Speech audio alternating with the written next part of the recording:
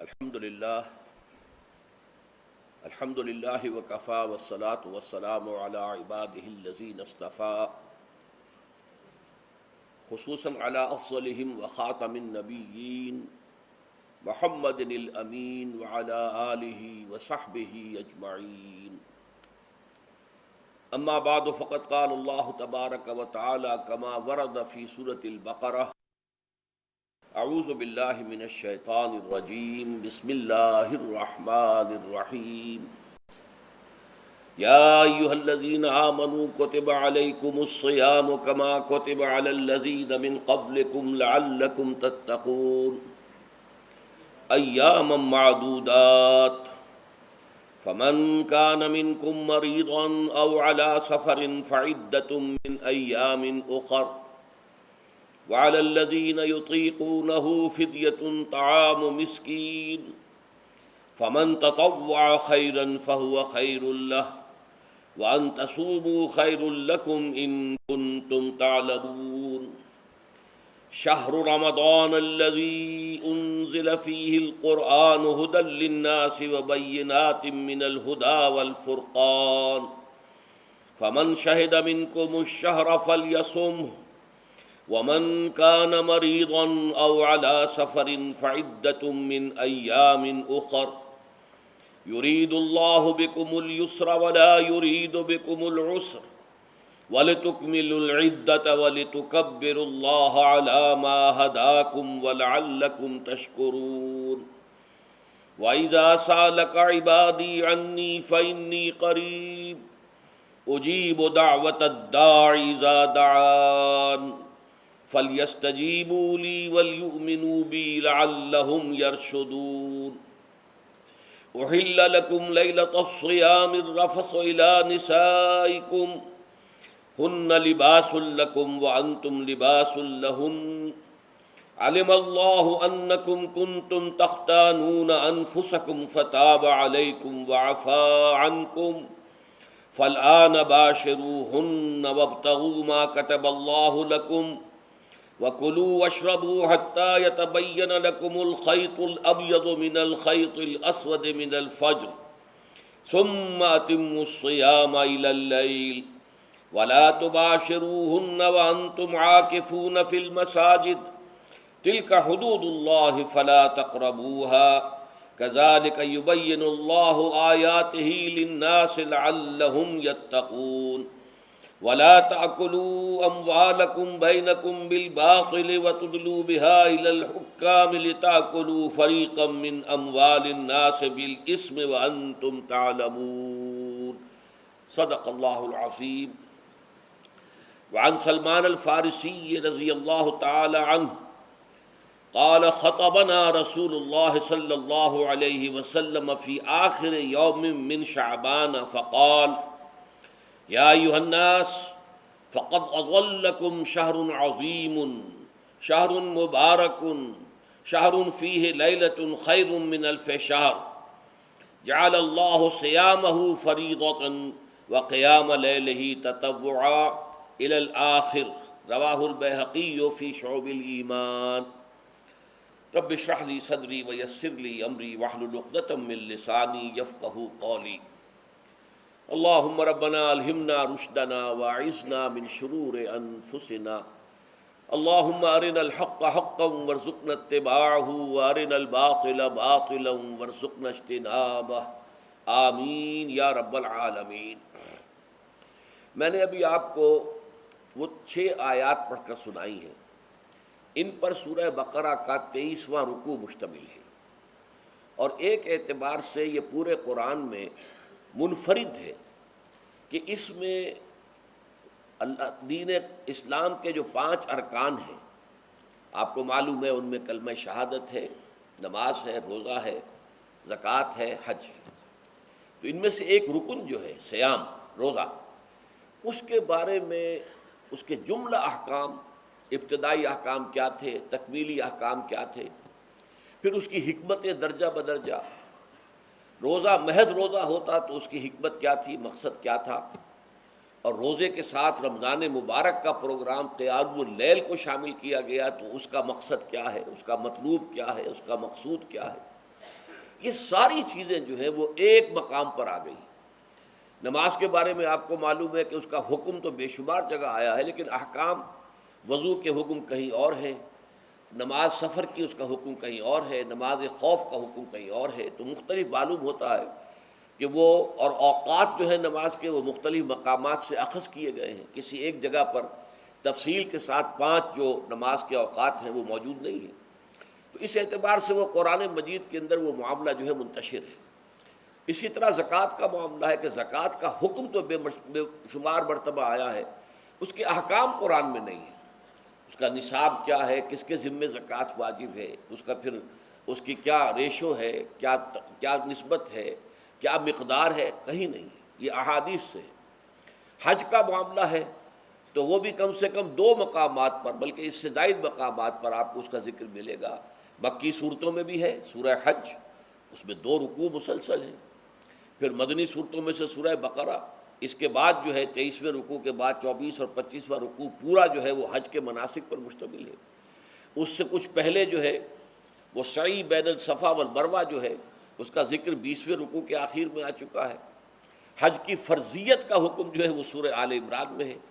لیکن یہ کہ یہ صوم کی عبادت جو ہے، جو کہ خود ایک رکن ہے اسلام کا، اس کے معاملے میں یہ 6 آیات اتنی جامع ہیں کہ اگر ان کو انسان سمجھ لے تو کل معلومات جو ہے صوم کے بارے میں جو مطلوب ہیں وہ اس کو حاصل ہو جائیں گے، اس کے احکام بھی، اس کی حکمتیں بھی۔ تو اسی حوالے سے آج ان پر گفتگو ہوگی، لیکن درس کے انداز میں نہیں، بلکہ میری اپنی گفتگو کے دوران ان آیات کا حوالہ آئے گا، تو میں چاہوں گا کہ آپ اس وقت بھی اپنی نگاہیں جو ہیں اس کے ٹیکسٹ کے اوپر مرکوز کریں، تاکہ آپ کے ذہن میں جو ہے یہ مضامین آیات کے الفاظ کے ساتھ ایسوسیشن قائم کر کے محفوظ ہو جائیں۔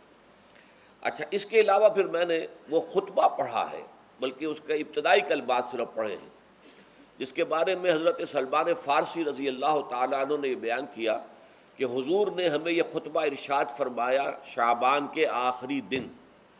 تو یہ گویا کہ اس مناسبت سے آج ہمارا اس خطبے کو پڑھنا جو ہے بہت ہی موزوں ہے، اس لیے کہ یہ خطبہ جو ہے آج، جیسا کہ میں نے عرض کیا، ہو سکتا ہے بلکہ غالب امکان اسی کا ہے کہ آج شعبان کا آخری دن ہے، تو گویا کہ ہم حضور کے نقش قدم کی پیروی کرتے ہوئے، آپ کی سنت پر عمل کرتے ہوئے ہم اس وقت اس خطبے کو پڑھیں گے۔ یہ خطبہ جو ہے اس کا مکمل ترجمہ جو تازہ ایشو ہے ندائے خلافت کا، اس میں سرورق پر درج کر دیا گیا نمایاں طور پر۔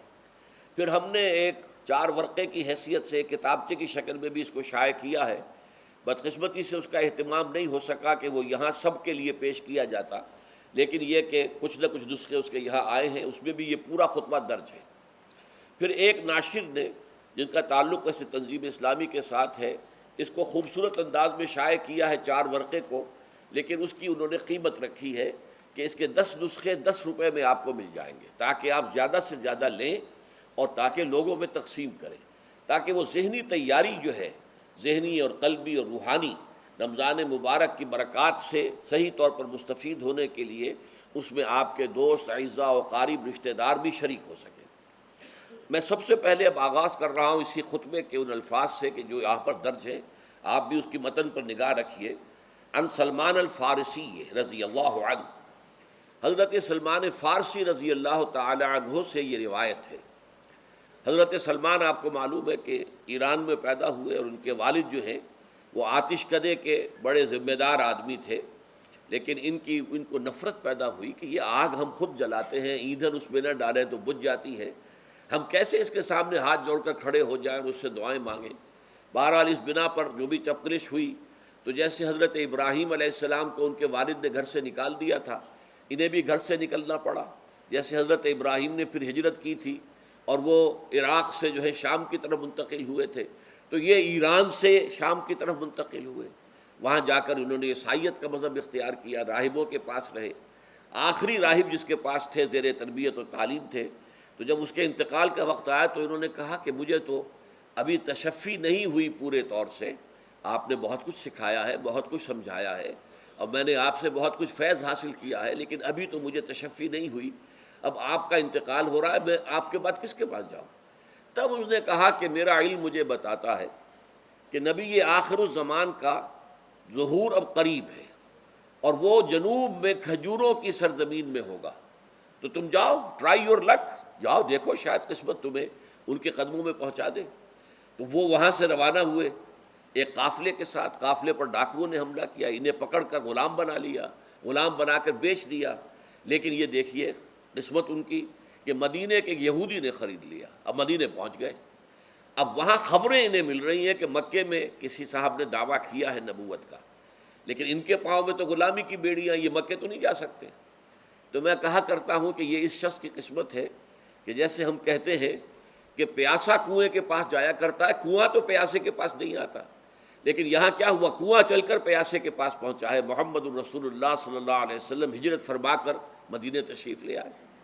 تب انہوں نے اپنے آقا سے ایک روز کچھ تھوڑی سی کھجوریں مانگی، لیں اور اجازت طلب کی اور جا کر حضور کی خدمت میں پیش کی، کیونکہ اس نے یہ بتایا تھا راہب نے کہ وہ ہدیہ تو قبول کر لیں گے، صدقات قبول نہیں کریں گے، صدقہ قبول نہیں کریں گے۔ تو اسی امتحان کے لیے جا کر حضور کی خدمت میں وہ کھجوریں پیش کی۔ حضور نے پوچھا کیا ہے؟ عرض کیا صدقہ، فرمایا نہیں میں صدقہ قبول نہیں کرتا، یہ غربا کا حق ہے، دے دو، تقسیم کر دو۔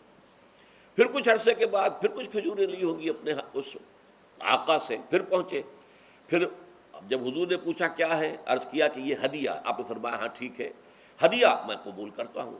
تو فوراً قدموں میں گر گئے، ایمان لے آئے۔ اور ان کا معاملہ جو ہے یہ بھی جان لیجئے کہ یہ فقراء صحابہ میں سے تھے جو کوئی کام نہیں کرتے تھے، ہمہ وقت حضور کے ساتھ رہنا، اور اس اعتبار سے حضور نے ان کے بارے میں یہ بھی کہا ہے کہ سلمان و منا من اہل البیت، سلمان جو ہے وہ ہمارے اہل بیت میں شامل ہے رضی اللہ تعالی عنہ۔ ان کی روایت ہے قال خطبنا رسول اللہ صلی اللہ علیہ وسلم، تو وہ فرماتے ہیں کہ ہمیں خطبہ ارشاد فرمایا نبی اکرم صلی اللہ علیہ وسلم نے شعبان کے آخری دن، فقال، اور فرمایا یا ایھا الناس، اے لوگو، قد اظلکم شہر عظیم، تم پر ایک عظمتوں والا مہینہ سایہ فگن ہو گیا ہے۔ ظل کہتے ہیں سائے کو، اظلکم تم پر سایہ فگن ہو گیا ہے، ایک بہت عظمتوں والا مہینہ۔ اب دیکھیے یہ وہی ہے بات جو انگریزی کے محاورے میں ہے کہ coming events cast their shadows before, آنے والے واقعات کا ایک سایہ سا پہلے سے پڑ جاتا ہے۔ تو ابھی مہینہ شروع نہیں ہوا رمضان مبارک کا، لیکن وہ آیا چاہتا ہے، تو گویا کہ اس کا ایک سایہ پہلے آ گیا ہے، جس کو حضور فرما رہے ہیں کہ تم پر سایہ کر لیا ہے ایک ایسے مہینے میں کہ جو بہت عظمتوں والا ہے۔ شہر مبارک، وہ مہینہ بہت برکتوں والا ہے۔ شہر فیہ لیلۃ خیر من الف شہر، یہ وہ مہینہ ہے کہ جس میں ایک رات وہ بھی ہے کہ جو 1000 مہینوں سے افضل ہے۔ اور یہ ظاہر بات ہے قرآن مجید کی صورت ہے مکمل، انا انزلناہ فی لیلۃ القدر وما ادراک ما لیلۃ القدر لیلۃ القدر خیر من الف شہر، اس کی طرف اشارہ ہے۔ اب اس کے بعد جو جملہ ہے جعل اللہ صیامہ فریضۃ، اللہ نے اس مہینے کا روزہ رکھنا فرض قرار دے دیا ہے۔ وقیام اللیلہ، ایک تو قیام اللیل کے لفظ پر غور کیجیے، اور اس کی راتوں کے دوران کھڑے رہنے کو تطوعاً، آزاد مرضی پر چھوڑ دیا ہے۔ تو گویا کہ اس رمضان مبارک کے 2 پروگرام ہیں، ایک پروگرام دن سے متعلق ہے وہ ہے روزہ، اور ایک قیام رات سے متعلق ہے اور وہ ہے قیام اللیل۔ دن کا پروگرام فرض ہے، رات کا پروگرام فرض نہیں ہے، لیکن ایک طرح کی تشویق اور ترغیب، اس کے لیے جو ہے تحریص یہ موجود ہے۔ ورنہ تو یہ ہے کہ ہر رات جو ہے اس میں تہجد آپ پڑھیں، رات کو کھڑے رہیں، وہ اللہ تعالیٰ کو بہت پسندیدہ ہے۔ تہجد حضور کے لیے تو فرض کے درجے میں رہی ہے، لیکن عام مسلمانوں پر فرض نہیں ہے۔ البتہ جو کوئی کر سکے ان کے لیے یقیناً بہت اعلیٰ مراتب ہے، بہت اونچے درجات ہیں، تو وہ تو کسی بھی شب میں پورے سال آپ کریں، لیکن اس کے لیے خاص طور پر چونکہ اہتمام کیا گیا، لہذا جعلہ کا جو فعل ہے اس کے مفعول میں جہاں یہ شامل ہے، نمبر 1 جعل اللہ صیامہ فریضۃ، روزہ رکھنا فرض قرار دے دیا، اور اس کی راتوں کو کھڑے رہنا یہ تمہاری مرضی پر چھوڑ دیا، اسے فرض نہیں کیا ہے۔ بس اس تمہید کے بعد اب میں شروع کروں گا استقبال رمضان کے ضمن میں روزے کی حکمتیں کیا ہیں، اس کے احکام کیا ہیں۔ نمبر 1، شریعت محمدی میں روزے کی تدریجی فرضیت، یہ جو تمہیدی مضمون ہے اس ضمن میں وہ بہت اہم ہے۔ پہلی بات یہ جان لیجئے کہ اہل عرب جو ہیں، قریش بھی، اہل مکہ اور قریش کے تابع بقیہ تمام بنی اسماعیل بھی، اور ان کے تابع جو بھی عرب میں دوسرے قبیلوں کے لوگ تھے کہ جو عربی تھے اور مشرک تھے، وہ سب اس کے اندر مراد ہیں۔ تو فرمایا گیا کہ ان لوگوں میں روزے کی عبادت معروف نہیں تھی۔ یا تو یہ ہے کہ حضرت ابراہیم علیہ السلام کے زمانے میں روزے کی عبادت تھی ہی نہیں، کیونکہ یہ لوگ اپنے قول کے مطابق ملت ابراہیم پر تھے، لیکن یہ ہے کہ بہرحال روزے کی عبادت سے ناآشنا تھے۔ کیا وجہ ہے یہ ہم نہیں جانتے۔ آپ کو معلوم ہے نماز سے وہ واقف تھے، اگرچہ اس کا حلیہ انہوں نے بگاڑ دیا تھا، تالیاں بجاتے تھے، سیٹیاں بجاتے تھے یہ، لیکن نماز کہتے تھے اسے نماز۔ طواف سے وہ واقف تھے، اگرچہ اس کے ضمن میں اتنی گھناؤنی حرکت بھی کی تھی کہ مرد اور عورتیں وہ بالکل برہنہ ہو کر طواف کرتے تھے، تو اسے بہت فضیلت والی بات سمجھتے تھے، بہت خدا رسیدگی کی بات سمجھتے تھے کہ کامل برہنہ ہو کر طواف کیا جائے، لیکن بہرحال طواف تھا۔ اسی طرح قیام عرفہ، قیام منی یہ بھی موجود تھے۔ تو حج کے بھی بہت سے ارکان جو ہیں وہ ان کے ہاں معروف تھے، اور ویسے خیرات و صدقات، چاہے زکوٰۃ ایک خاص نظام کے تحت نہیں تھی، لیکن زکوٰۃ و صدقات، بھوکوں کو کھانا کھلانا، یہ ان کے ہاں اعلیٰ اقدار میں یہ چیزیں شامل تھیں، اخلاقیات کے اونچے مقامات میں۔ کہ صوم کا ان کے ہاں قطعاً کوئی ذکر نہیں تھا، روزے کی عبادت جو ہے ان کے ہاں بالکل نہیں تھی۔ البتہ صوم کا لفظ موجود تھا، یہ لفظ وہ استعمال کرتے تھے اپنے گھوڑوں کے لیے، روزہ رکھواتے تھے گھوڑوں کو۔ اس کا پس منظر یہ ہے کہ ان کے ہاں آپ کو معلوم ہے کہ لڑائی، دنگا فساد، جنگ، اور یہ کہ غارت گری کرنا، لوٹ مار کرنا، یہ تمام ان عرب قبائل کا پیشہ تھا، اصل پیشہ یہی تھا۔ اس میں ان کے پاس دو جانور تھے، ایک تو اونٹ۔ اونٹ جو ہے وہ ان کی جو آب و ہوا ہے اور ان کے جو حالات ہیں اس کے ساتھ پوری مطابقت رکھتا ہے، یعنی اسے کئی دن کھانے کو نہ ملے اسے پرواہ نہیں، ہفتہ بھر پانی نہ ملے اسے کوئی پرواہ نہیں۔ اس اعتبار سے دھوپ کی کتنی ہی جو ہے تپش ہو، اونٹ کو کچھ نہیں کہتی۔ لیکن یہ کہ وہ سست رفتار جانور ہے، لڑائی کے لیے، جنگ کے لیے، خاص طور پر غارت گری جہاں کرنی ہو، جہاں جا کر گویا کہ ڈاکہ مارنا، پھر دوڑنا ہے، بھاگنا ہے، واپس جانا ہے، تو انہیں گھوڑے کی ضرورت ہوتی تھی جو سریع الرفتار ہے۔ لیکن گھوڑے میں یہ اوصاف نہیں تھے، وہ بھوک کو برداشت نہیں کر سکتا، مزمحل ہو جائے گا، وہ پیاس کو برداشت نہیں کر سکتا، مزمحل ہو جائے گا، وہ دھوپ کو برداشت نہیں کر سکتا، مزمحل ہو جائے گا، اور اگر یہ گھوڑا مزمحل ہو جائے تو سوار کا کیا حشر ہوگا، وہ آپ اس سے اندازہ کر لیجئے کہ اصل میں تو پھر ہلاکت سوار کی ہوگی۔ اس لیے وہ اسے تیار کرتے تھے جنگ کی صعوبتوں کو برداشت کرنے کے لیے۔ اس کا دانہ پانی بند کر دیا، اور اس کا منہ جو ہے وہ عرب بدو جو ہوتا تھا خود تو اپنا چہرہ اور سر لپیٹ لیتا تھا کپڑے کے اندر، جب وہ چلتی تھی ان کے ہاں باد سموم، تیز آگ جیسی ہوا جو ہے جس کے اندر ریت کے ذرات بھی ایسے ہوتے تھے گویا کہ کسی بھاڑ کی جو ہے اس کے اندر کی ریت جو ہے وہ چلی آ رہی ہے، تو گھوڑے کا رخ ادھر کر کے کھڑے کر دیتے تھے اس کو، خود اپنے منہ پر ڈاٹا واٹا باندھا ہوا اپنی حفاظت کے لیے، تاکہ اس کے اندر دھوپ کی سختی برداشت کرنے کی عادت پیدا ہو جائے، پیاس کی برداشت کرنے کی عادت پیدا ہو جائے، بھوک کو برداشت کرنے کی۔ اس کو کہتے تھے صوم۔ صوم کے لفظی معنی رک جانا۔ اب یہ کھانے پینے سے رکا ہوا ہے، اور یہ دھوپ کی سختیاں برداشت کرنے کے لیے دھوپ کے اندر، اور وہ جو آتی تھی وہاں پہ باد سموم، اس کے اندر بھی اس کا سامنا کرنے کے لیے تیار ہے۔ تو یہ پس منظر ہے روزے کا لغوی اعتبار سے، اور یہ کہ اہل عرب جو ہے پرانے وہ اس عبادت سے ناواقف تھے، لہٰذا ہمیں پورے مکی قرآن میں اس کا کہیں ذکر نہیں ملتا۔ البتہ مدینے میں جب حضور تشریف لائے اور صحابہ کرام ہجرت کے بعد، تو یہاں آپ نے دیکھا کہ یہودی جو ہے وہ روزہ رکھتے ہیں یوم عاشورہ کا، 10 محرم کا۔ تو حضور نے دریافت کیا کہ یہ تم 10 محرم کو روزہ کیوں رکھتے ہو؟ تو انہوں نے کہا کہ یہ دن ہماری نجات کا دن ہے۔ 10 محرم کو اللہ تعالیٰ نے فرعون کو غرق کیا تھا اور ہمیں نجات دی تھی اس کے ظلم و ستم سے، تو شکرانے کے طور پر ہم روزہ رکھتے ہیں۔ تو حضور نے فرمایا کہ موسیٰ کے تو پھر ہم تم سے زیادہ حقدار ہیں، ہم موسیٰ کو مانتے ہیں علیہ الصلاۃ والسلام، ان کی عزت کرتے ہیں، قدر کرتے ہیں، تو ہم بھی روزہ رکھیں گے۔ تو آپ نے صحابہ کو حکم دیا کہ عاشورہ کا روزہ رکھا کرو۔ پھر کچھ عرصے کے بعد اللہ تعالیٰ کی طرف سے حکم آ گیا، اور یہ حکم جو ہے اس رکوع کی پہلی آیت کے اندر ہے، یا ایھا الذین آمنوا کتب علیکم الصیام کما کتب علی الذین من قبلکم لعلکم تتقون۔ لیکن جیسا کہ میں بعد میں بتاؤں گا، یہ حکم صوم رمضان کا نہیں ہے، بلکہ یہ کہ اللہ کے حکم سے پہلے 3 دن کے روزے فرض کیے گئے۔ ہر مہینے کی 13ویں، 14ویں اور 15ویں تاریخ کو روزہ رکھو۔ اس میں بڑی حکمت تھی، چونکہ یہ عرب عادی نہیں تھے روزے کے، تو انہیں تدریجاً خو کر کرنا تھا۔ ظاہر بات ہے کہ 30 دن جو ہے وہ تو ایک بڑی مدت ہے، اور ظاہر بات ہے کہ مئی کا مہینہ بھی آ جائے گا، اس میں جون بھی آئے گا، جولائی بھی آئے گا، قیامت خیز مہینے آ جائیں گے، تو بڑی ہمت جواب دے جائے گی۔ تو پہلے روزہ ہر مہینے 3 روزے رکھنے کی ان کو مشق کرائی جائے تاکہ یہ عادی ہو۔ یہ 3 روزے اگر مئی میں بھی آ گئے، جون میں بھی آ گئے، تب بھی ٹھیک ہے، اس کو انسان 3 دن کی تو مشقت برداشت کر سکتا ہے۔ تو پہلے یہ کیا گیا، لیکن اس کے ضمن میں یہ حکم دے دیا گیا، اس کو کہتے ہیں وجوب علی التخییر، یہ اختیار دے دیا گیا کہ یہ 3 روزے تم پر واجب کیے جا رہے ہیں، لیکن یہ کہ اگر تم یہ روزے نہ رکھو تو تم فدیہ دے سکتے ہو، 1 مسکین کو کھانا کھلانا صبح و شام۔ یہ ہے وجوب علی التخییر۔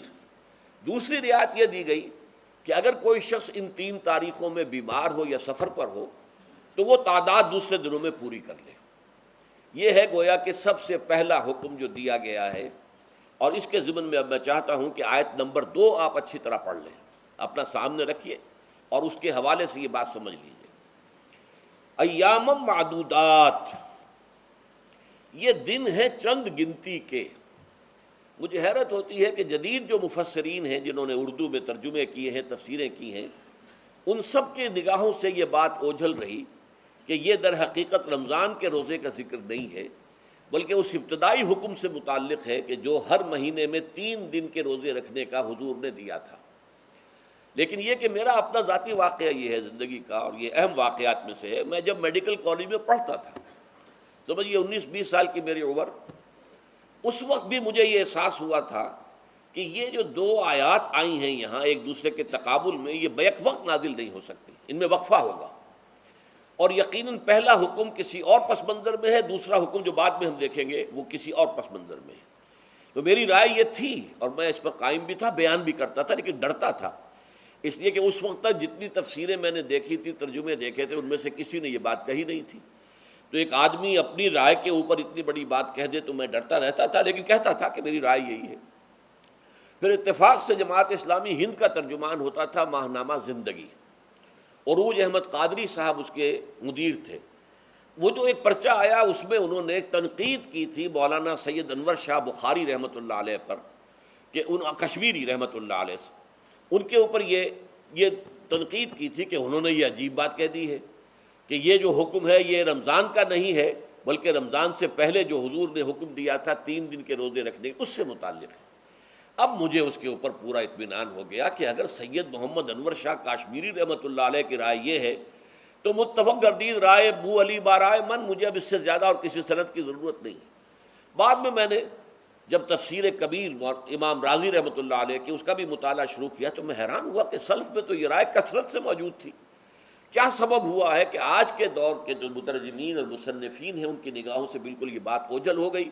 اس معاملے کو میں حل آج تک نہیں کر سکا، لیکن اب میں پورے تیقن سے آپ سے کہہ رہا ہوں کہ یہ جو پہلی 2 آیتیں ہیں ان کا تعلق صوم رمضان سے نہیں ہے، بلکہ ان کا تعلق ہے وہ 3 دن کی۔ اس کی سب سے بڑی دلیل اس کے اندر موجود ہے، ایام معدودات، گنتی کے چند دن۔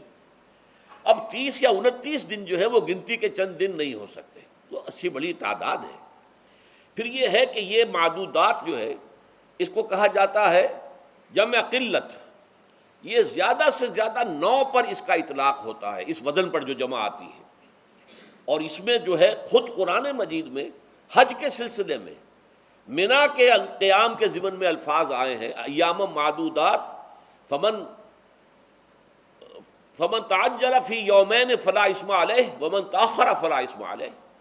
منا میں قیام ہے گنتی کے چند دن، تو جو 2 دن ہی میں جلدی کر کے وہاں سے واپس ہو جائے اس پہ بھی کوئی اس گناہ نہیں ہے، اور جو مؤخر کر کے 3 دن پورے کرے اس پر بھی کوئی گناہ نہیں ہے۔ تو وہاں پر بھی نظیر موجود ہے کہ 2 یا 3 دن پر اس کا اطلاق ہو رہا ہے، تو یہاں پر ایام معدودات سے لازماً یہ مراد ہے کہ یہ 3 دن جو ہے ہر مہینے میں 13ویں 14ویں 15ویں در حقیقت اس روزے سے متعلق یہ آیت آ رہی ہے۔ اور یہ بھی نوٹ کر لیجئے کہ رمضان کے روزے کی فرضیت کے بعد بھی حضور کا معمول اور آپ کے صحابہ کا، اور جو بھی ہمارے ہاں اتباع کرتے ہیں حضور صلی اللہ علیہ وسلم کا نوافل میں بھی ان کا یہ معمول ہے۔ ہر مہینے میں یہ 3 روزے حضور بعد بھی رکھتے تھے، اور آپ کے بہت سے صحابہ رکھتے تھے، اور آج بھی ہمارے ہاں بہت سے لوگ جو دیندار ہیں اور جن کے اندر یہ جذبہ ہے اتباع سنت کا، وہ رکھتے ہیں۔ 13ویں 14ویں اور 15ویں تاریخوں کا ان کو ایام 20 کہتے ہیں۔ اس کی راتیں روشن ہوتی ہیں، 13ویں رات، 14ویں رات، 15ویں رات۔ چاند جو ہے اس کے اندر آپ کو معلوم ہوتا ہے 14ویں کو تو مکمل ہوتا ہی ہے، 13ویں اور 15ویں کا بھی تقریباً مکمل ہے۔ تو ایام 20 کے روزے جو ہیں بعد میں بھی برقرار رہے ہیں، لیکن نفلاً، فرض اس کے بعد جو ہے وہ رمضان کے روزے ہو گئے۔ تو ایام معدودات یہ دن ہیں گنتی کے۔ فمن کان منکم مریضا او علی سفر فعدۃ من ایام اخر، تو جو کوئی بھی تم میں سے ہو بیمار یا سفر پر تو وہ تعداد پوری کر لے دوسرے دنوں میں۔ گویا کہ اب اگلی کے اب ایک تو یہ رعایت ہو گئی، دوسری رعایت وعلی الذین یطیقونہ فدیۃ طعام مسکین، اور ان لوگوں کے ذمے کے جو اس کی طاقت رکھتے ہوں، یعنی مریض بھی نہیں ہے، صحت مند ہے، روزہ رکھ سکتے ہیں، سفر بھی نہیں ہے، سفر پر نہیں ہے، مقیم ہے، روزہ رکھ سکتے ہیں، پھر بھی نہ رکھیں تو ان کے لیے بھی ایک اختیار، اسی لیے میں نے لفظ استعمال کیا تھا وجوب الگ تخییر، واجب تو ہے لیکن اس میں ایک اختیار دے دیا گیا ہے۔ وہ اختیار کیا ہے؟ فدیۃ طعام مسکین، تو پھر یہ ہے کہ ایک مسکین کو کھانا کھلا دینا۔ فدیہ کہتے ہیں کسی چیز کا بدل ہو جائے، جیسے کہ جنگی مجرم ہے، اس کا فدیہ ہے، گویا کہ اس کو دے کر وہ پھر آزاد ہو جائے گا، فدیہ اس کو کہتے ہیں۔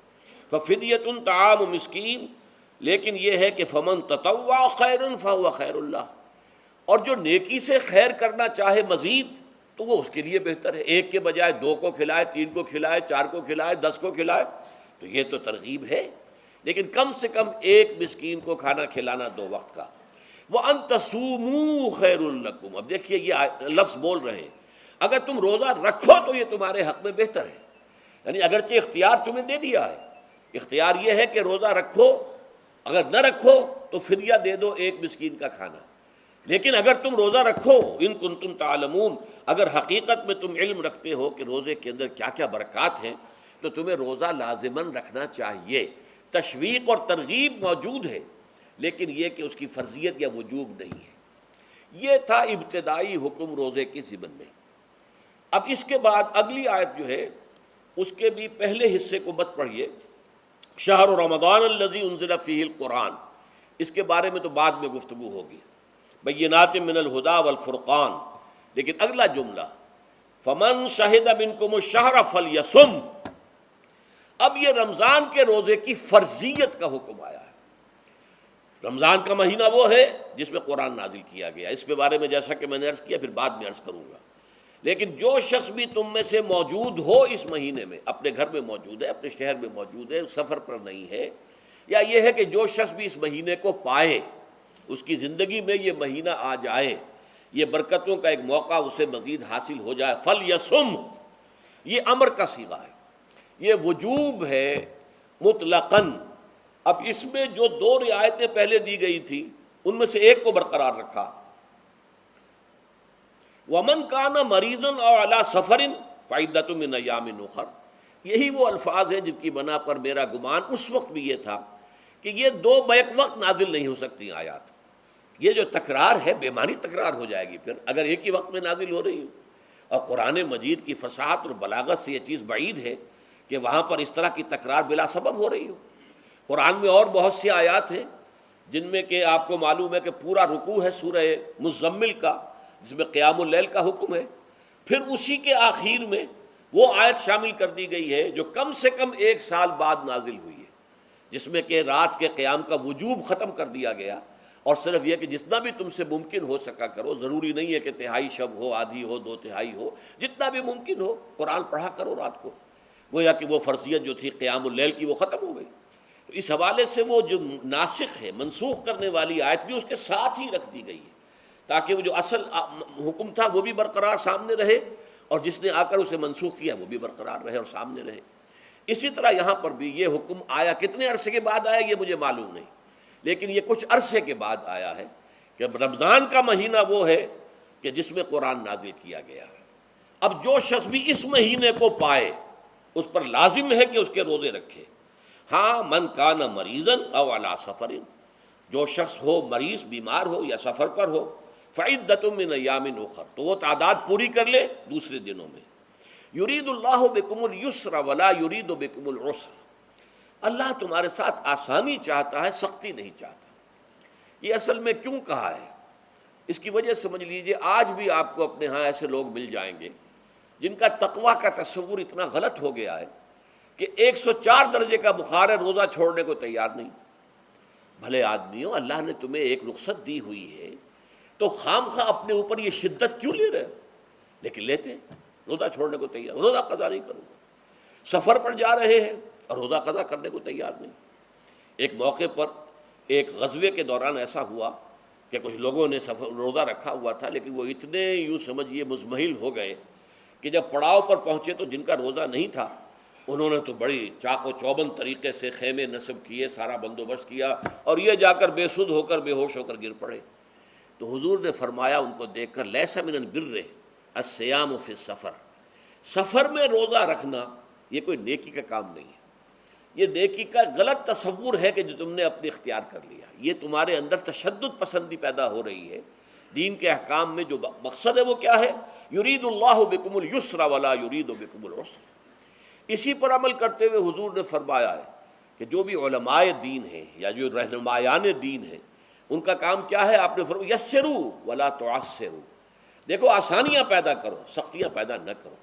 دین میں سختیاں پیدا کرنا بھی وہ اسر اور اغلال بن جاتا ہے کہ جس کو رفع کرنے کے لیے اور جس سے لوگوں کو، یہودیوں کو اور تمام اہل کتاب کو نجات دینے کے لیے اللہ تعالیٰ نے اپنے رسول محمد صلی اللہ علیہ وسلم کو بھیجا۔ وَيَضَعُ عَنْهُمْ إِصْرَهُمْ وَالْأَغْلَالَ الَّتِي كَانَتْ عَلَيْهِمْ، کہ جہاں وہ نیکی کا حکم دیتے ہیں، بدی سے روکتے ہیں، پاکیزہ چیزوں کو حلال ٹھہراتے ہیں اور خبیث چیزوں کو، ناپاک چیزوں کو حرام قرار دیتے ہیں، وہیں وہ لوگوں کے اوپر سے وہ بوجھ بھی ختم کرتے ہیں کہ جو انہوں نے خام خواہ اپنے اوپر لاد لیے۔ تو ان میں سے یہ بھی ہے کہ یہ نیکی کا کام نہیں ہے کہ آپ سفر میں ہیں اور روزہ رکھ رہے ہیں۔ یرید اللہ بکم الیسر ولا یرید بکم العسر وَلِتُكْمِلُوا الْعِدَّةَ، لیکن یہ بات واضح رہے کہ اب تمہارے لیے تعداد کو پورا کرنا لازم ہے۔ یہ نہیں ہے کہ آپ اس کی جگہ پر فدیہ دے دیں تو بات پوری ہو جائے گی، نہیں۔ روزے کی تعداد آپ کے رمضان میں 2 روزے 3 روزے چھوٹ گئے بیماری کی وجہ سے، ٹھیک ہے، لیکن دوسرے دنوں میں اس کی قضا دینی لازم ہے۔ وہ روزے رکھنے جو ہیں آپ پر لازم ہے، ان کا کوئی بدل جو ہے وہ فدیہ نہیں ہو سکتا۔ البتہ یہ نوٹ کر لیجئے، یہ حکمت نبوی ہے کہ یہاں اگرچہ وہ فدیے کا حکم جو ہے گویا کہ بظاہر قرآن مجید کے الفاظ سے محسوس ہوتا ہے کہ مطلقاً منسوخ ہو گیا، لیکن حضور نے اس کو خاص حالتوں میں باقی رکھا ہے۔ کوئی شخص اتنا بوڑھا ہو چکا ہے یا خاتون اتنی بوڑھی ہو چکی ہے کہ دن بھر کا فاقہ جو ہے اس میں اندیشہ ہے کہ کہیں ہلاک نہ ہو جائے، کوئی مریض ہے، مرد ہے یا عورت ہے، وہ ڈائبٹیز کی مریضہ ہے، اس کو وہ شوگر کا مرض ہے اور وہ اس کو برداشت نہیں کر سکتی، شوگر لیول بہت نیچے ہو جائے تو موت واقع ہو سکتی۔ کوئی ایسا مریض ہے جس کو مرض سے شفا پانے کی اب کوئی امید ہے ہی نہیں کہ میں مرض سے شفا پا جاؤں گا یا پا جاؤں گی تو اس کے بعد میں روزہ مکمل کر دوں گی، نہیں۔ ایسے لوگوں کے لیے حضور نے اس رعایت کو برقرار رکھا ہے کہ ایسے لوگ اگر ایک مسکین کو کھانا کھلا دیں تو یہ فدیہ بن جائے گا۔ لیکن جو بھی شخص صحت مند ہو اور صحت کی توقع رکھتا ہو اور جو شخص بھی طاقت رکھتا ہو روزے کا قضا کر دینے کا، اس کے لیے لازم ہے کہ روزوں کی قضا کرے۔ وَلِتُكْمِلُوا الْعِدَّةَ وَلِتُكَبِّرُوا اللَّهَ عَلَىٰ مَا هَدَاكُمْ، اور تاکہ تم اللہ کی کبریائی کا اعلان کرو اس چیز پر کہ جو اس نے تمہیں ہدایت عطا فرمائی ہے۔ اب اس کا ایک تو ظاہر ہے کہ جب روزے ختم ہوتے ہیں عید الفطر میں، تکبیر، اضافی تکبیرات کے ساتھ 2 رکعتیں ہیں جو ہم ادا کرتے ہیں۔ احناف کے نزدیک 6 اضافی تکبیرات ہیں اور اہل حدیث کے نزدیک 12 ہیں، لیکن تکبیرات ہیں اضافی۔ اور یہ کہ جاتے ہوئے اور آتے ہوئے عید کے لیے آپ جا رہے ہیں تو تکبیرات پڑھتے ہوئے جائیے، واپس آ رہے ہیں تکبیر پڑھتے ہوئے آئیے، اور یہ بھی کہ جاتے ہوئے راستہ کوئی اور، آتے ہوئے راستہ کوئی اور اختیار کیجئے تاکہ پورا شہر، پوری بستی جو ہے تکبیر کی آواز سے گونج جائے۔ یہ ظاہر ہے۔ باطن اس کا کیا ہوگا؟ اللہ کی کبریائی کا اعلان کرو اللہ کی کبریائی کو نافذ کرنے کی کوشش کرو۔ جب اللہ نے تمہیں ہدایت دے دی ہے، تمہیں اپنے دین حق سے نواز دیا ہے، اب تمہارا فرض ہے کہ اس کو قائم کرو، اس کے لیے جد و جہد کرو، اس کے لیے تن من دھن لگاؤ، اس کے لیے جان اور مال سے جہاد کرو۔ وَلِتُكَبِّرُوا اللَّهَ عَلَى مَا هَدَاكُمْ وَلَعَلَّكُمْ تَشْكُرُونَ، اور تاکہ تم واقعتاً شکر کرو۔ اس پر بھی گفتگو بعد میں ہوگی۔ یہ حکمت صوم کے حوالے سے ہے یہ لفظ۔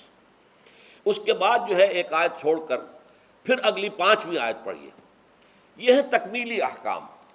ابتدائی احکام آ گئے، نمبر 2 میں صوم رمضان کا حکم آ گیا۔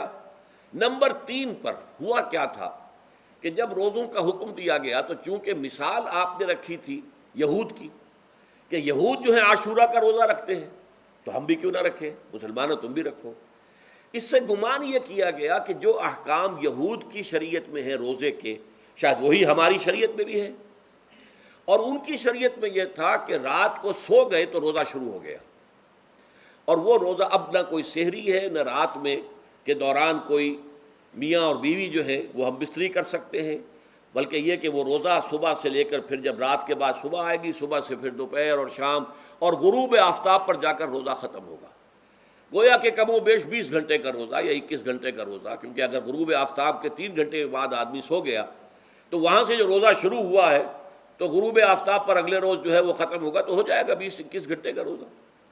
یہ روزے کا حکم لوگوں نے سمجھا، اس کی صراحت کوئی نہیں تھی، لیکن لوگ جو ہے چونکہ صراحت منفی بھی نہیں تھی مثبت بھی نہیں تھی، لہذا وہ رات کے وقت میں جب جو دن ہوتے تھے روزوں کے، ان کی راتوں میں وہ اپنی جو بھی ایک طبعی ضرورت ہے، جو ہم بستری ہے میاں اور بیوی کی، شوہر اور بیوی کی، وہ کر گزرتے تھے۔ جذبات کے اندر جو بھی اس وقت ان کی احتیاج ہوئی، دل میں کھٹک رہتی تھی کہ پتہ نہیں ہم نے یہ صحیح کام کیا نہیں کیا، غلط کیا، تو اس سے یہ کہ ظاہر بات ہے کہ پھر قرآن مجید اسے قرار دے رہا ہے اپنے آپ سے خیانت کرنا۔ جب انسان اپنے ضمیر کے خلاف کوئی بات کر رہا ہو تو چاہے وہ بات صحیح ہے لیکن وہ اسے گناہ سمجھ کے کر رہا ہے تو اس نے تو گناہ کیا، وہ اپنے آپ سے تو خیانت کر رہا ہے۔ ایک شخص ہے وہ بکری کا گوشت کھا رہا ہے لیکن سمجھتا یہ کہ یہ سور کا گوشت ہے، تو اس نے تو سور ہی کا کھایا نا، اس نے بکری کا تو نہیں کھایا، لیکن اس نے سمجھا یہ کہ یہ سور کا گوشت اور کھا رہا ہے۔ تو اس حوالے سے ایک دغدغہ سا دل میں رہتا تھا، پریشانی۔ تو اب جو یہ 5ویں آیت ہے، طویل ترین آیت ہے اس سلسلے کی، اس میں روزے کے تکمیلی احکام آ گئے جو ابدی ہیں، آج تک قائم ہیں اور قیامت تک قائم رہیں گے۔ فرمایا احل لکم لیلۃ الصیام الرفث الی نسائکم، اے مسلمانوں روزے کی راتوں میں تمہارے لیے حلال کر دیا گیا ہے اپنی بیویوں سے اپنی خواہش کا پورا کرنا۔ رفث الی نسائکم ہن لباس لکم وانتم لباس لہن، وہ تمہارے لیے بمنزلہ لباس ہیں، جیسے لباس کے اور انسان کے بدن کے درمیان کوئی حجاب نہیں ہوتا، ایسے ہی شوہر اور بیوی کے درمیان بھی کوئی حجاب نہیں رہتا۔ ہن لباس لکم وانتم لباس لہن، اور ویسے بھی ایک معنی میں کہ جیسے لباس آپ کو گرمی کی شدت سے بچاتا ہے، ورنہ ہو سکتا ہے کہ تیز دھوپ جو ہے جو عرب میں ہوتی تھی وہ تو آپ کی کھالوں کو جلا دے، تو یہ حفاظت کا ایک ذریعہ بھی ہے۔ اسی طریقے سے شوہر کے لیے بیوی اپنی عفت و عصمت کو برقرار رکھنے کے لیے ایک ذریعہ ہے کہ کہیں حرام میں منہ نہ مارے، بیوی موجود ہے، حلال ذریعے سے اپنی خواہش پوری کرے۔ اور بیوی کے لیے شوہر اسی طریقے سے ایک ڈھال بن جاتا ہے کہ اسے خام خواہ ادھر ادھر دیکھنے کا کوئی خیال بھی کبھی نہ آئے، اس کی جو بھی نفسانی خواہش ہے اس کی شوہر پورا کر رہا ہے۔ تو اس اعتبار سے بھی ہن لباس لکم وانتم لباس لہن، علم اللہ انکم کنتم تختانون انفسکم، اللہ کے علم میں ہے کہ تم اپنے آپ سے خیانت کر رہے تھے۔ اس کی وضاحت میں پہلے کر چکا ہوں کہ دل میں یہ دغدغہ تھا کہ یہ حرام کام اور کر رہے ہیں، یہ گویا کہ اپنے آپ سے خیانت، اللہ سے بغاوت نہیں تھی۔ کیوں کہ اللہ تعالیٰ کی طرف سے تو حکم تمہیں معلوم تھا ہی نہیں ابھی، آیا اس کی اجازت ہے یا نہیں ہے، لیکن اپنے آپ سے تو خیانت کر رہے ہو نا، تم یہ سمجھ رہے تھے کہ یہ نہیں ہونا چاہیے، یہ گویا کہ ممنوع ہے اور کر رہے تھے، تو اس کو کہا کہ تم اپنے آپ سے خیانت کر رہے تھے۔ علم اللہ انکم کنتم تختانون انفسکم فتاب علیکم، تو اللہ نے تم پر اپنی رحمت اور مغفرت کے ساتھ توجہ فرمائی، یعنی جو کچھ اب تک ہو چکا ہے اسے اللہ نے معاف کر دیا، اسے صاف کر دیا، کلین سلیٹ۔ اب تمہارا جو اعمال نامہ ہے اس میں اس طرح کا اگر کوئی عمل درج ہو گیا ہے تو وہ اللہ نے صاف کر دیا ہے۔ وعفا عنکم، اور تمہیں معاف بھی کر دیا ہے۔ فالآن باشروہن، تو اب تم ان کے ساتھ جو بھی تعلق زن و شو ہے اس کو اختیار کر سکتے ہو. فالآن باشروہن وابتغوا ما کتب اللہ لکم، اور حاصل کرو وہ کچھ جو کچھ اللہ نے تمہارے لیے لکھ دیا ہے. یہ تعلق زن و شے سے دو چیزیں ہیں کہ جو مقصود ہیں. ایک تو سب جانتے ہیں اولاد، ہر انسان کی خواہش ہوتی ہے کہ میری نسل کا تسلسل باقی رہے.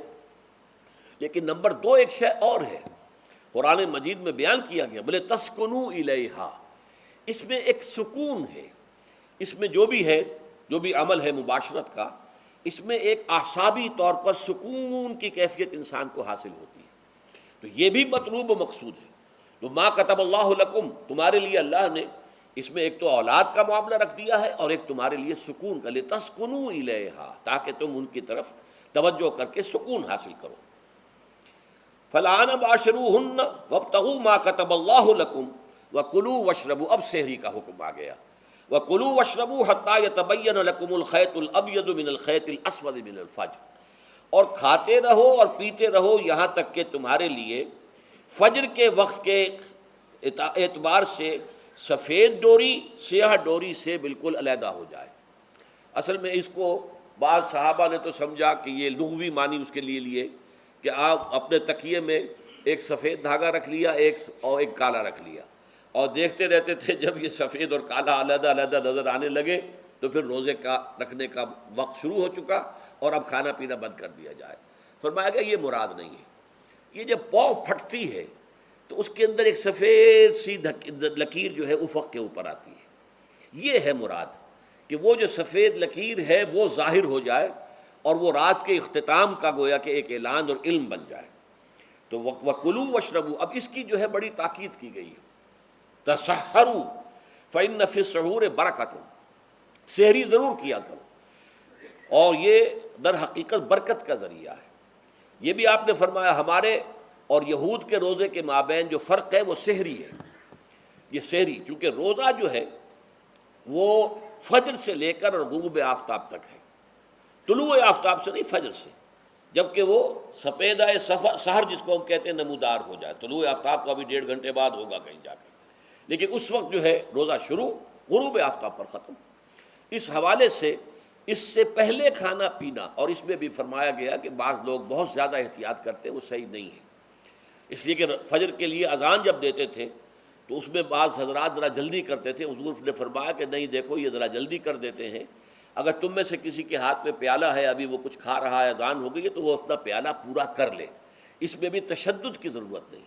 جیسے کہ اس سے پہلے ہم پڑھ چکے یسروا ولا تعسروا، یرید اللہ بکم الیسر ولا یرید بکم العسر، اللہ تمہارے ساتھ آسانی چاہتا ہے، سختی نہیں چاہتا. تو اسی طرح فرمایا وَكُلُوا وَاشْرَبُوا حَتَّى يَتَبَيَّنَ لَكُمُ الْخَيْطُ الْأَبْيَضُ مِنَ الْخَيْطِ الْأَسْوَدِ مِنَ الْفَجْرِ ثُمَّ أَتِمُّوا الصِّيَامَ إِلَى اللَّيْلِ، پھر اب روزے کو پورا کرو رات تک. إِلَى اللَّيْلِ میں پھر بڑی بحثیں ہوئی ہیں.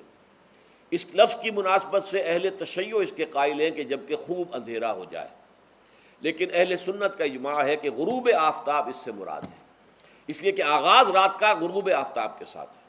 اور اس میں بھی احادیث کے اندر آیا ہے کہ تعجیل کرنی چاہیے. بعض لوگ وہی جو میں نے عرض کیا کہ تقویٰ کے تحت جو ہے، جیسے کہ سفر میں بھی روزے رکھتے ہیں، یا 104 بخار کے درجے میں بھی وہ روزہ قضا کرنے کو تیار نہیں ہوتے، ایسے ہی وہ تاخیر کرتے ہیں اپنے تقوی کے حساب سے، کہیں ایسا نہ ہو، کوئی غلطی نہ ہو جائے، کہیں یہ نہ ہو جائے، کہیں وہ نہ ہو جائے، تو پھر اس کے اندر وہ افطار میں. تو آپ نے فرمایا کہ قوم جو ہے اسی وقت صحیح رہے گی جب کہ وہ افطار میں عجلت سے کام لے.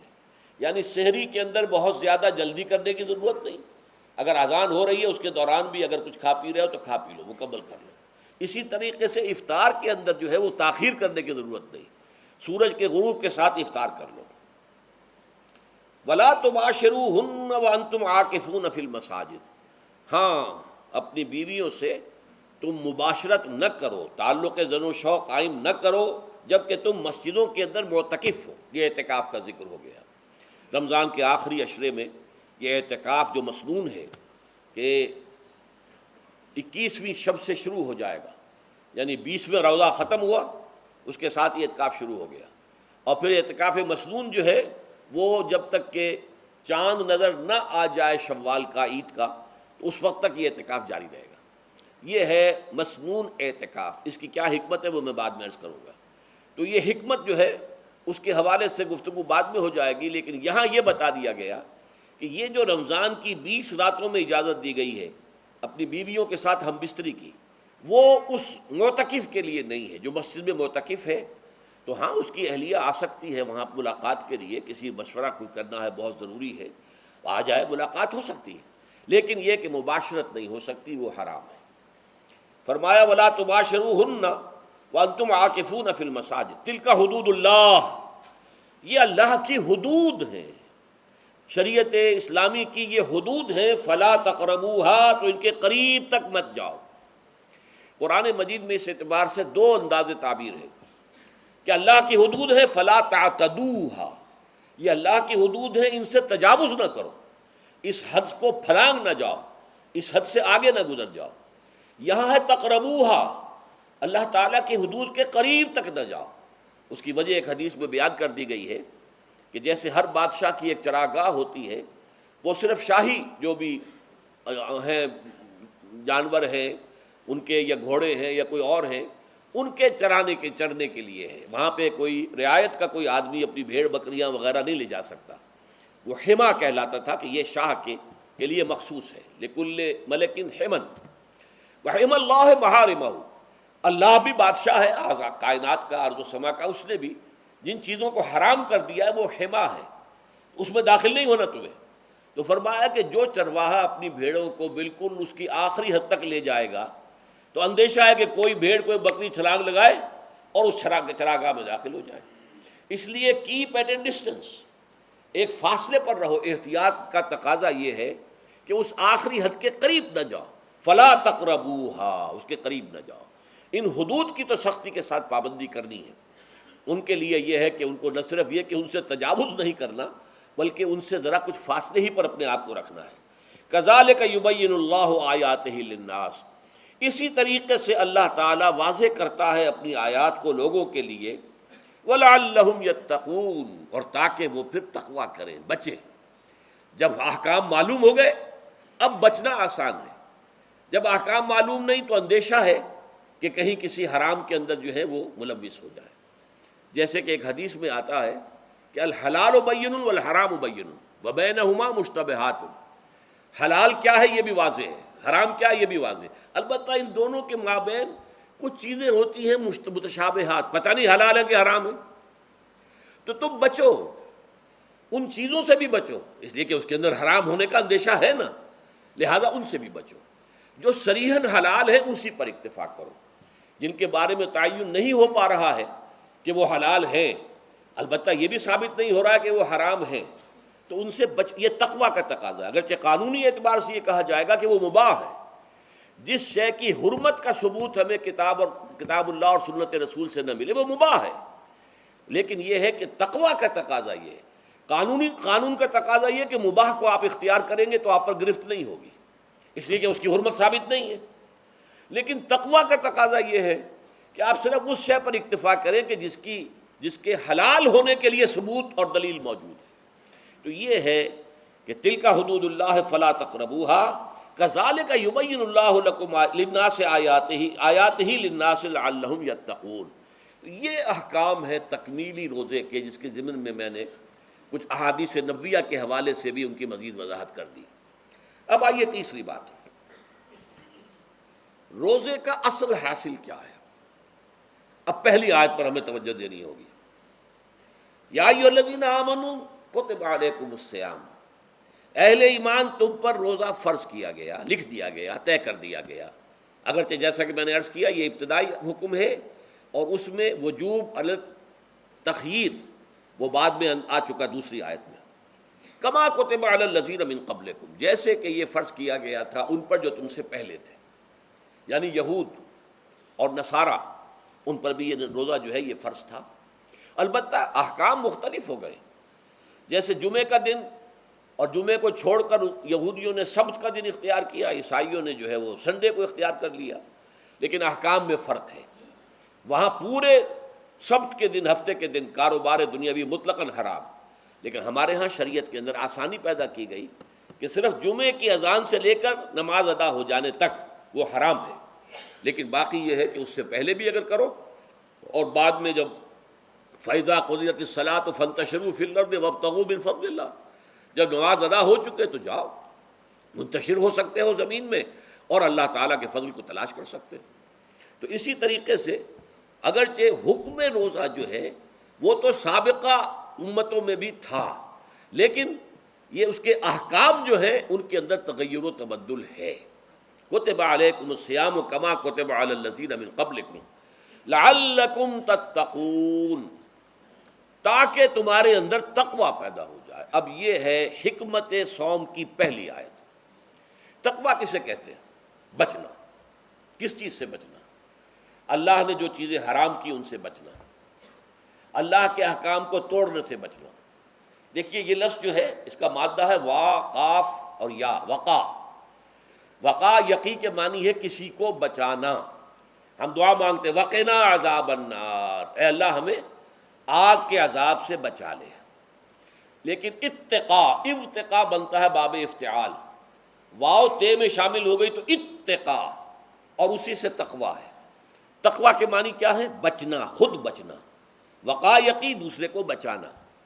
بچنا اللہ کے احکام کو توڑنے سے، اللہ کی حرام کردہ چیزوں میں ملوث ہونے سے، اللہ کے غضب سے، غصے سے، اللہ کی ناراضگی سے، اور آخرت میں اللہ کے عذاب سے۔ یہ بچنے کی روش ہے، پوری زندگی میں بھی اس کو جاری رکھو۔ یہ تقوی زندگی میں کیا ہوگا؟ اللہ کے احکام کو توڑنے سے بچنا، اللہ کی حرام کردہ چیزوں میں ملوث ہو جانا، ان کا استعمال کرنا، کھانے پینے سے متعلق ہوں یا وہ شہوت سے متعلق ہو یا کسی اور چیز سے متعلق ہو، اس سے بچنا۔ اور یہ بچنا جو ہے آخرت میں نتیجہ خیز ہوگا، جہنم سے بچاؤ ہو جائے گا، آگ کے عذاب سے نجات مل جائے گی۔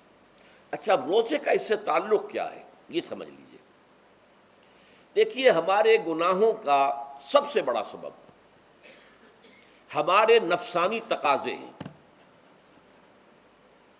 ہم ایک حیوان بھی ہیں اور حیوان سے برتر بھی کچھ ہے، وہ میں بعد میں عرض کروں گا، لیکن حیوان تو ہے۔ جیسے ہر حیوان کو کچھ خوراک کی ضرورت ہے، ہمیں بھی ضرورت ہے۔ ہر حیوان کو بقائے نسل کا معاملہ جنسی ہے، وہ ہمارا بھی ہے۔ ہر حیوان کو کوئی نہ کوئی سر چھپانے کی جگہ چاہیے، کوئی گھونسلہ ہو، کوئی کھو ہو، کوئی بل ہو، کچھ بھی ہو، کچھ تو چاہیے آخر۔ اسی طریقے سے ہمارے سارے تقاضے ہیں۔ حیوانات کو بھی آرام چاہیے، ہمیں بھی آرام چاہیے۔ یہ حیوانی تقاضے جو ہیں، جن کو ہم کہیں گے اینیمل انسٹنکٹس، ہمارے وجود کے اندر ہیں یہ، اور ان کا تقاضا ہمارے اندر سے ابھرتا ہے۔ اسی کو اڈ اینڈ لیبیڈو کہا ہے فرائڈ نے۔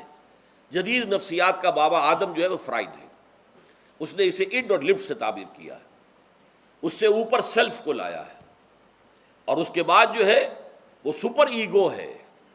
تو یہ تین درجے اس نے متعین کیے ہیں، اور میں اس کی دقت نظر، ایکیوٹی آف آبزرویشن کا بہت قائل ہوں۔ اگرچہ نظریات کا جو نتیجہ اس نے نکالا ہے وہ غلط ہے، لیکن ایکویٹی آف آبزرویشن کا قائل ہوں کہ اس نے انسانی شخصیت کے تین لیولز کو آئیڈینٹیفائی کیا ہے۔ یہی تین لیولز ہمارے ہاں ہیں، نفس، قلب، روح، یہ تین لیولز ہیں۔ اس نے کہا اڈ اینڈ لیبیڈو یہ لویسٹ ہے، پھر ایگو، سیلف، پھر سپر ایگو۔ تین لیول وہ بھی مانتا، اگرچہ ان کی تعبیر اس نے غلط کی ہے، لیکن جہاں تک اڈ اور لیبیڈو کی تعبیر ہے وہ صحیح ہے، وہ حیوانی تقاضے ہیں۔ اچھا ان حیوانی تقاضوں کے بارے میں یہ بات بالکل واضح رہنی چاہیے کہ یہ اندھے بہرے ہیں، انہیں صرف اپنی گریٹیفیکیشن، اپنے تسکین سے جو ہے ساری بحث ہے، اس سے کوئی غرض نہیں کہ حلال ذریعے سے ہو، حرام ذریعے سے ہو۔ پیٹ کھانے کو مانگتا ہے بھوک کے اندر، اب آدمی جو ہے حرام کے اندر بھی بیمار بیٹھتا ہے، یہاں تک کہ خود شریعت اجازت دیتی ہے کہ اگر جان پر بن جائے، آدمی جو ہے وہ فاقے سے مر رہا ہو، تو وہ کوئی حرام چیز کھا کر بھی اپنی جان بچا سکتا ہے، لیکن عام حالات میں نہیں۔ لیکن ہو سکتا ہے ہمارا چٹخارا جو ہے وہ حرام کی طرف ہمیں لے جائے۔ کسی کو واقعتاً اللہ نہ کرے کہ سور کے گوشت کا چسکا لگ جائے، وہ اس کے بغیر بچتا ہی نہیں، کھاتا ہے۔ شراب کی عادت ہو گئی، پیتا ہے، یہ نہیں۔ تو ہمارا پیٹ مانگتا ہے، اور اسے اس سے غرض نہیں کہ حلال سے کھایا ہے یا حرام سے کھایا ہے۔ ہماری شہوت اپنی تسکین چاہتی ہے، اسے اس سے غرض نہیں کہ حلال سے یا حرام سے، جائز سے یا ناجائز سے۔ اسی طریقے سے ہمارے تمام تقاضے جو حیوانی ہیں، ایک تو یہ کہ بہت زوردار ہیں، اور چونکہ وہ اندھے بہرے ہیں لہذا جو قرآن میں کہا گیا ان النفس لامارۃ بالسوء، یہ نفس تو بدی کا حکم دیتا ہی ہے، یہ گویا کہ اس کے اندر رجحان جو ہے انہیرنٹ ہے کہ وہ بدی کی طرف انسان کو ترغیب دلاتا ہے، چاہے وہ اپنی ضروریات سے متعلق ہو، چاہے چٹخاروں سے متعلق ہو، چاہے جو بھی لذت اسے درکار ہے اس سے متعلق ہو، چاہے وہ جنسی لذت ہے اور چاہے وہ طعام کی، یعنی جسے ہم کہتے ہیں کہ انسان جو ہے وہ اپنے پیٹ اور فرج کا غلام بن کر رہ جائے، اس لیے کہ جو تقاضا بھی آیا ہے اس کو وہ پورا کر رہا ہے۔ یہ جو کیفیت انسان کی ہے، اس کے لیے ایک مشق جو ہے وہ روزہ فراہم کرتا ہے۔ روزے کے آپ نے 12، 13، 14 گھنٹے کا بھی روزہ ہوتا ہے، بعض جگہوں پر 16، 17 گھنٹے کا روزہ ہوتا ہے۔ اس عرصے میں آپ اپنے نفس کو حلال چیزوں سے بھی روکے رکھتے ہیں۔ اس منہ زور گھوڑے کو جو ہے آپ اس کی لگام کس کر رکھتے ہیں کہ حلال بھی نہیں کھانے دے رہے، بھوک لگی ہوئی ہے، کھانا بہترین موجود ہے، نہیں کھا سکتے، اللہ کا حکم نہیں ہے، اللہ کی اجازت نہیں۔ شدید پیاس ہے، بہترین مشروبات فریج میں رکھی ہوئی ہے، نہیں کھا سکتے، نہیں پی سکتے، جائز نہیں ہے، حالانکہ حلال ہے، حرام نہیں ہے۔ بیوی موجود ہے، یا جیسے کہ لونڈیوں کا معاملہ ہوتا تھا، لونڈی موجود ہے، لیکن نہیں، آپ اپنی شہوت جو ہے وہ اس سے پوری نہیں کر سکتے۔ یہ پابندیاں نفس کے اوپر لگانا، یہ ایک مشق ہے، یہ ایک ریاضت ہے۔ اس ریاضت کا حاصل یہ ہونا چاہیے کہ انسان بقیہ 11 مہینوں میں اپنے آپ کو حرام سے تو بچائے نا۔ یہاں وہ حلال سے رکا ہوا ہے اللہ کے حکم سے، کہ حلال چیز بھی نہیں کھا رہا، دن بھر نہیں پی رہا، دن بھر نہیں اپنی کوئی شہوت پوری کر رہا، دن بھر حلال ذرائع سے بھی، تو اس سے اس کے اندر یہ ایک، اس کو ہم کہیں گے سیلف کنٹرول پیدا ہو جائے، اپنے نفس کو قابو میں کر لے۔ یہ گویا کہ اس کا سب سے پہلا، اس روزے کی ریاضت، روزے کی مشق کے حوالے سے یہ اس کی حکمت ہوئی کہ اس سے کے ذریعے سے انسان میں سیلف کنٹرول پیدا ہو رہا ہے، ضبط نفس۔ یہاں پہ تھوڑی سی میں وضاحت کر دوں، رہبانیت کے اندر آپ کو معلوم ہے کہ سیلف اینیہیلیشن، انگریزی الفاظ جو ہیں وہ زیادہ بعض لوگوں کے لیے واضح ہوں گے، نفس کشی، نفس کو کچل دینا، ختم کر دینا، مار دینا، یہ رہبانیت میں ہوتا ہے، اسلام میں نہیں ہے۔ اسلام کا نظام بڑا متوازن ہے۔ ان لنفسک علیک حقا وان لزوجک علیک حقا وان لزورک علیک حقا۔ حضور نے فرمایا دیکھو تمہارے نفس کا بھی تم پر حق ہے، اسے مناسب حد تک آرام دینا بھی تمہارے ذمے ہے، اسے غذا بہم پہنچانا بھی تمہارے ذمے ہے۔ فرق صرف کیا ہے، حلال سے ہو، حرام سے نہ ہو۔ اس کی شہوت کو پورا کرنا بھی تمہارے ذمے ہے، فرق صرف کیا ہے، جائز راستے سے ہو، حرام سے نہ ہو۔ اس کا نام ضبط نفس ہے، سیلف اینیہیلیشن، نفس کو کچل دینا۔ یہ جو تپسیاں جو ہیں ہندو سادھو کرتے رہے ہیں، اور جو سب سے زیادہ معاملہ جو ہے وہ جو راہب ہوتے تھے حضرت مسیح علیہ السلام کے پیروکاروں میں، انہوں نے تاریخ کے اندر جو مثالیں دی ہیں اس کا جو ہے اندازہ کرنا مشکل ہو جاتا ہے کہ کس درجے وہ لوگ اپنے نفس کو کچل دیتے تھے، جس کا قرآن مجید میں سورہ حدید میں ذکر بھی ہے۔ اکثر لوگ تو پابندی نہیں کر سکتے تھے، اپنے اوپر پابندیاں لگانے کے بعد غلط راستوں پر بھی چل پڑتے تھے، لیکن جو لوگ ان پابندیوں کو نبھاتے تھے وہ کس انتہا تک جاتے تھے۔ کبھی آپ جو ہے ہسٹری آف کرسچن مناسٹسزم پر جو تاریخ کی کتابیں لکھی گئی ان کو پڑھیں تو اندازہ ہوگا۔ مولانا مودودی نے تفہیم القرآن میں اس کا کچھ حوالے دیے ہیں، واقعہ یہ کہ رونگٹے کھڑے ہو جاتے ہیں انسان پر کہ اس درجے میں انہوں نے اپنے نفس کو کچلا تھا۔ ہمارے صوفیہ کے ہاں بھی بعض ایسی روایات صحیح ہیں یا غلط ہے بیان کی جاتی ہیں، لیکن اسلام کا اصل معاملہ کیا ہے، توازن، اعتدال۔ تمہارے نفس کا بھی تم پر حق ہے، ان لنفسک علیک حقا، تمہاری بیوی کا بھی تم پر حق ہے، وَإِنَّ لِزَوْجِكَ عَلَيْكَ حَقًّا، اور تمہارا جو بھی کوئی ملاقاتی آئے، کوئی دوست ہے، اس کا بھی زورک علیک حق، زیارت کرنے کے لیے کوئی آیا اس کا بھی حق ہے، ان کے حقوق ادا کرو۔ حضرت عبداللہ ابن عمرو بن العاص رضی اللہ تعالی عنہما صحابہ کرام میں اس اعتبار سے بہت ممیز تھے کہ ان پر عبادت جو ہے، عبادت گزاری کا اتنا غلبہ ہو گیا تھا، ہر روز روزہ رکھتے تھے اور رات کو پوری رات کھڑے رہتے تھے۔ حضور کو اطلاع دی گئی، حضور نے طلب کیا فوراً، آپ نے فرمایا یا عبداللہ الم نخبر، کیا ہمیں یہ خبر نہیں دی گئی انک تصوم الدہر وتقوم اللیل، کہ تو ہمیشہ رات کو کھڑا رہتا ہے نماز میں اور ہر روز روزہ رکھتا ہے۔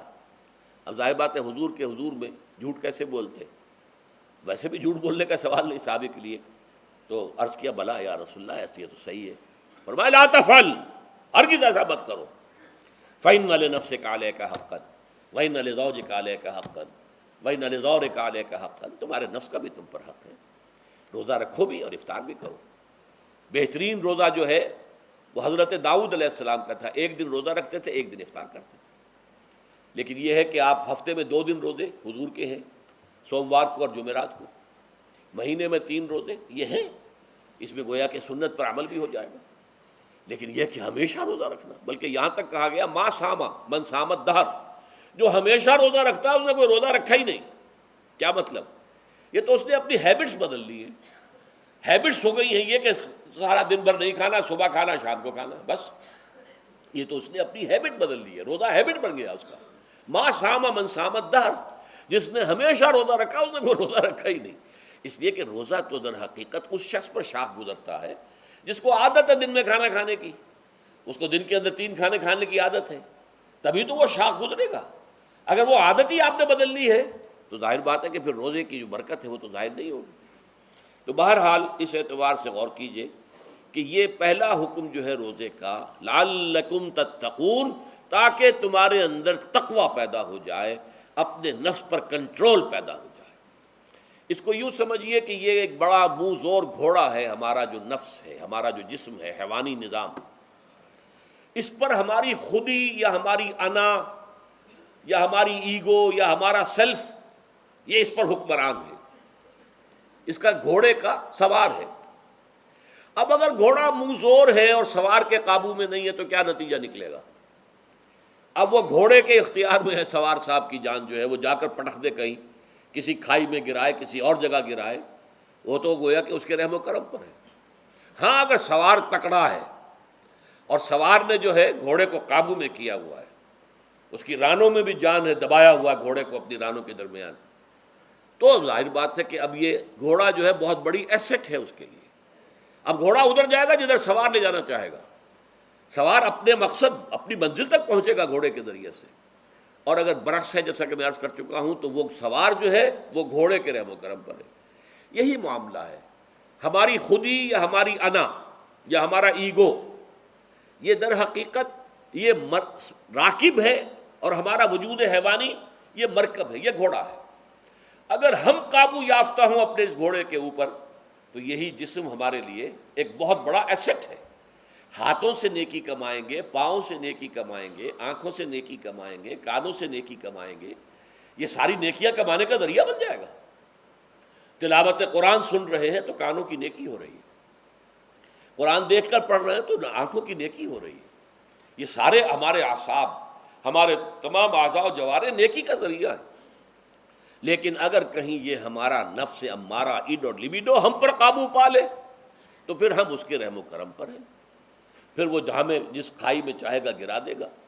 تو اس اعتبار سے روزہ مجرد ابھی روزے کی بات ہو رہی ہے، وہ روزہ خاص طور پر کہ جس کا حکم پہلے دیا گیا تھا، ایام معدودات، اس کے بارے میں اس کی حکمت، مجرد روزے کی حکمت کیا ہے؟ ضبط نفس. اسی ضبط نفس کا دوسرا نام تقویٰ ہے. آپ اپنے نفس پر قابو یافتہ ہیں اور پھر اللہ کے سامنے جھک رہے ہیں. یہ ہوئی نا اصل بات. آپ اللہ کے سامنے تو جھک رہے ہیں، اے اللہ میں تیری ہی بندگی کرتا ہوں اور کروں گا، نفس پر قابو ہے ہی نہیں، تو آپ کا یہ کہنا مہمل ہو جائے گا. نفس کا تقاضا ابھرے گا اور آپ اس کے آگے ہاتھ جوڑ کر کھڑے ہو جائیں گے. تو گویا کہ جو آپ نے کہا تھا ایاک نعبد و ایاک نستعین، اس کی پیروی کرنا، اس کو پورا کرنا، اس کا تقاضا بجا لانا آسان کام نہیں ہے. چبھی گویم مسلمانم بلرزم کہ دانم مشکلات لا الارا. جب میں کہتا ہوں کہ میں مسلمان ہوں تو میں مجھ پر کب کب کی طاری ہوتی، اس لیے کہ مجھے معلوم ہے کہ لا الہ کہنے کا مقصد کیا ہے اور مطلب کیا ہے، اس کے تقاضے کیا ہیں. تو روزہ مجرد روزے کی غرض و غایت تقوی یا ضبط نفس، یعنی سیلف کنٹرول، اور اس سیلف کنٹرول کے ساتھ اپنے پورے وجود کو اللہ کے سامنے جھکا دینا، یہ عبادت ہے. اب آئیے اس عبادت کے لیے، روزے کے لیے رمضان کا مہینہ کیوں منتخب کیا گیا بالآخر؟ پہلے تو وہ ہر مہینے کے 3 دن تھے، بالآخر مستقل تا قیامت اور رمضان کا مہینہ ہے. اس کی علت کیا ہے؟ ظاہر بات ہے کہ سارے 12 مہینے اللہ ہی کے ہیں، ہفتے کے سارے دن اللہ ہی کے ہیں، دنوں میں سید الایام جمعے کا دن ہے، مہینوں میں سید الاشہر، یہ جتنے مہینے ہیں ان میں سردار جو ہے مہینوں کا وہ رمضان مبارک ہے۔ کیوں ہے؟ اب آپ پڑھیے تیسری آیت، شہر رمضان الذی انزل فیہ القرآن، رمضان کا مہینہ وہ ہے جس میں قرآن نازل کیا گیا۔ اور اس کی مزید کیا ہے تشریح کہ رمضان ہی میں وہ لیلۃ القدر ہے جس میں قرآن نازل کیا گیا۔ اب یہاں دو چیزیں علیحدہ علیحدہ سمجھ لیجئے۔ ہمیں معلوم ہے کہ قرآن حضور پر نازل ہوا 32 برس میں، نہیں 22 برس میں، 610 عیسوی سے لے کر اس موضوع پر آج شام کو تقریر ہوگی انشاءاللہ مفصل تعارف قرآن کے ضمن میں، بعد نماز عشاء قرآن اکیڈمی کی مسجد میں، کیونکہ معلوم نہیں کہ آج چاند ہو جائے گا یا نہیں ہو جائے گا، لہذا دورہ ترجمہ قرآن کل سے شروع ہوگا، اور آج جو ہے تعارف قرآن اور سورہ فاتحہ کا کچھ مفہوم میں بیان کروں گا، تاکہ یہ کہ رمضان مبارک کے لیے تمہید ہو جائے۔ پھر اگر چاند ہو گیا تو چھوٹی چھوٹی صورتوں کے ساتھ ہم تراویح مکمل کر لیں گے، ترجمہ قرآن کے ساتھ تراویح کل سے شروع ہوگی۔ بہرحال اس ضمن میں رمضان کا چناؤ جو ہوا ہے تو یہ ترجیح بلا مرجح نہیں ہے، ایسے ہی نہیں ہے کہ یوں ہی اس کو ترجیح دے دی گئی، اس کی حکمت ہے، غایت ہے، علت ہے، اس کا سبب ہے۔ رمضان کا مہینہ وہ ہے جس میں قرآن نازل کیا گیا، اسی میں وہ لیلۃ القدر ہے جس میں قرآن نازل کیا گیا، اگرچہ ہم جانتے ہیں کہ حضور پر قرآن نازل ہوا ہے 22 برس میں، 610 عیسوی سے 632 تک۔ اس معمے کو کیسے حل کریں گے؟ اس کا حل کیا ہے؟ رمضان مبارک کی ایک شب مبارک لیلۃ القدر میں پورا قرآن لوح محفوظ سے دفعتاً پورا کا پورا سمائے دنیا، پہلا آسمان جو ہے ہمارا، اس کے اوپر نازل کر دیا گیا۔ اس کے لیے لفظ ہے انزلہ، انزلہ ینزل انزالن کے معنی ہے دفعتاً کسی چیز کو اتار دینا، اور نزلہ ینزل تنزیلا کے معنی ہے رفتہ رفتہ درجہ درجہ درجہ درجہ درجہ اتارنا۔ اعلام، عالم یعلم اعلاما، کسی شے کو خبردار کر دینا، بتا دینا، بس ہم نے بتا دیا اب تم جانو، تمہارا کام۔ تعلیم یہ ہے اس کو درجہ بدرجہ سمجھانا، اس کے دماغ میں اتارنا، دیکھنا کہ اتنی بات سمجھ گیا تو اگلی بات سمجھانا، یہ سمجھ میں آ گئی تو اگلی بات، تعلیم اس کو کہتے ہیں۔ تو انزال دفعتاً اتار دینا، تنزیل رفتہ رفتہ تدریجاً تھوڑا تھوڑا کر کے اتارنا۔ تو حضور پر تنزیل ہوئی ہے، فَإِنَّهُ نَزَّلَهُ عَلَىٰ قَلْبِكَ، جبرائیل نے اس قرآن کو تھوڑا تھوڑا تھوڑا تھوڑا کر کے، نزلناہ تنزیلا، رتلناہ ترتیلا، ہم نے تھوڑا تھوڑا کر کے اتارا ہے۔ لیکن لیلۃ القدر میں جو ماہ رمضان مبارک کی شب ہے آخری عشرے کی، اس میں پورا قرآن اتار دیا گیا تھا لوح محفوظ سے سمائے دنیا تک۔ شہر رمضان الذی انزل فیہ القرآن ھدی للناس وبینات من الہدی والفرقان، یہ قرآن کیا ہے، کیا بنا کر نازل کیا گیا؟ یہ حال ہے، یہ لوگوں کے لیے، پوری نوع انسانی کے لیے ہدایت ہے، اور یہ ہدایت بینات کی شکل میں آئی، واضح تعلیمات جن میں کوئی شک و شبے کی گنجائش نہیں، از خود روشن۔ بینہ اسے کہتے ہیں وہ شے جو از خود روشن ہو، جس کو ہم کہتے ہیں کہ آفتاب آمد، دلیل آفتاب، جب سورج طلوع ہو گیا تو اپنے وجود پر وہ خود دلیل ہے، اسے کسی اور دلیل سے ثابت کرنے کی ضرورت نہیں ہے، از خود واضح۔ تو بینات من الہدی، جو قرآن کی بنیادی ہدایت ہے وہ بینات پر مشتمل ہے، واضح چیز ہے، جو انسان کے لیے، اس کی فطرت کے لیے جانی پہچانی چیزیں ہیں، یہ کوئی باہر کی چیز نہیں آ رہی ہے، اس کے قلب کی گہرائیوں کے اندر یہ سب کچھ موجود ہے، اور اس کی گواہی اس کے قلب کی گہرائیوں سے نکلتی ہے۔ جہاں دیکھنا تقریر کی لذت کے جو اس نے کہا، میں نے یہ جانا کہ گویا یہی میرے دل میں ہے، اس نے تو میرے اپنی فطرت کی ترجمانی کی ہے۔ والفرقان، بینات من الہدی والفرقان، یہ بینات کا اطلاق فرقان پر بھی ہو رہا ہے، حق و باطل کے اندر فرق کر دینے والی شے۔ بین صورت میں یہ حق ہے، یہ باطل ہے، یہ جائز ہے، یہ ناجائز ہے، یہ غلط ہے، یہ صحیح ہے۔ یہ ہے قرآن مجید کی عظمت کا بیان۔ ویسے تو عظمت قرآن مجید کے اندر بہت سے مقامات پر آئی ہے اور بڑے ہی پرشکو انداز میں بھی آئی ہے، لیکن یہ اس وقت موقع نہیں ہے اس میں جانے کا۔ یہاں جو قرآن کا تعارف کرایا گیا، ھدی للناس وبینات من الہدی والفرقان، اور یہ رمضان میں نازل کیا گیا، لہٰذا رمضان کا مہینہ جو ہے اس عبادت کے لیے خاص اور مختص کر لیا گیا۔ فمن شہد منکم الشہر فلیصم، تو جو کوئی بھی تم میں سے اس مہینے کو پائے یا اس میں مقیم ہو وہ لازماً روزہ رکھے۔ میں بیان کر چکا ہوں یہ وجوب علی العین ہے، اس کے اندر اب اختیار نہیں ہے، لیکن یہ کہ اگر من کان منکم مریضا او علی سفر فعدۃ من ایام اخر۔ اب دیکھیے یہ جو رمضان مبارک کو منتخب کیا گیا جو نزول قرآن کا مہینہ ہے، تو اس میں ایک دوہرا پروگرام رکھ دیا گیا ہے جو قرآن مجید میں تو واضح طور پر نہیں کہا گیا، اس لیے کہ اگر قرآن میں اس طور سے آ جاتا تو فرض ہو جاتا، اسے تطوعاً رکھا گیا ہے، لہذا اس کا ذکر قرآن میں نہیں ملے گا۔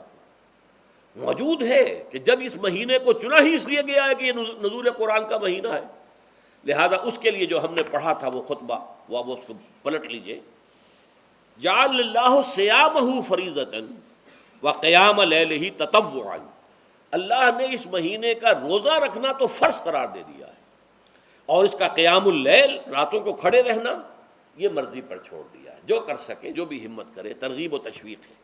اب دیکھیے ترغیب و تشویق کے لیے دوسری حدیث جو یہاں پر ہے، عن ابی ہریرہ رضی اللہ عنہ قال، حضرت ابو ہریرہ سے مروی ہے رضی اللہ عنہ کہ انہوں نے فرمایا قال رسول اللہ صلی اللہ علیہ وسلم، کہ اللہ کے رسول نے فرمایا صلی اللہ علیہ وسلم، من صام رمضان ایمانا و احتسابا غفر له ما تقدم من ذنبه، جس نے رمضان میں روزے رکھے ایمان کے ساتھ، یقین کے ساتھ، اور احتساب اللہ سے اس کے اجر کی امید میں، غفر له ما تقدم من ذنبه، اس کے پچھلے تمام گناہ معاف ہو جاتے ہیں۔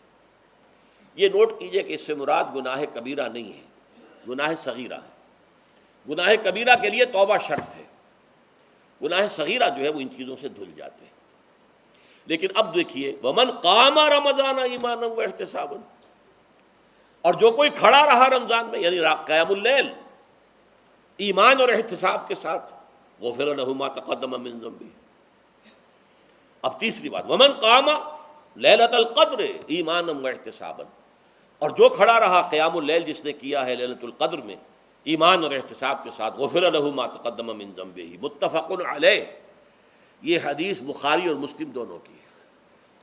اب یہاں جو بات میں چاہتا ہوں کہ آپ پر واضح ہو جائے، اس حدیث میں دونوں چیزوں کو پیرلل لایا گیا، من قام رمضان من صام رمضان، پیرلل، بالکل متوازی، ہم وزن اعتبار سے، من صام رمضان ایمانا و احتسابا غفر له ما تقدم من ذنبه، من قام رمضان ایمانا و احتسابا غفر له ما تقدم من ذنبه۔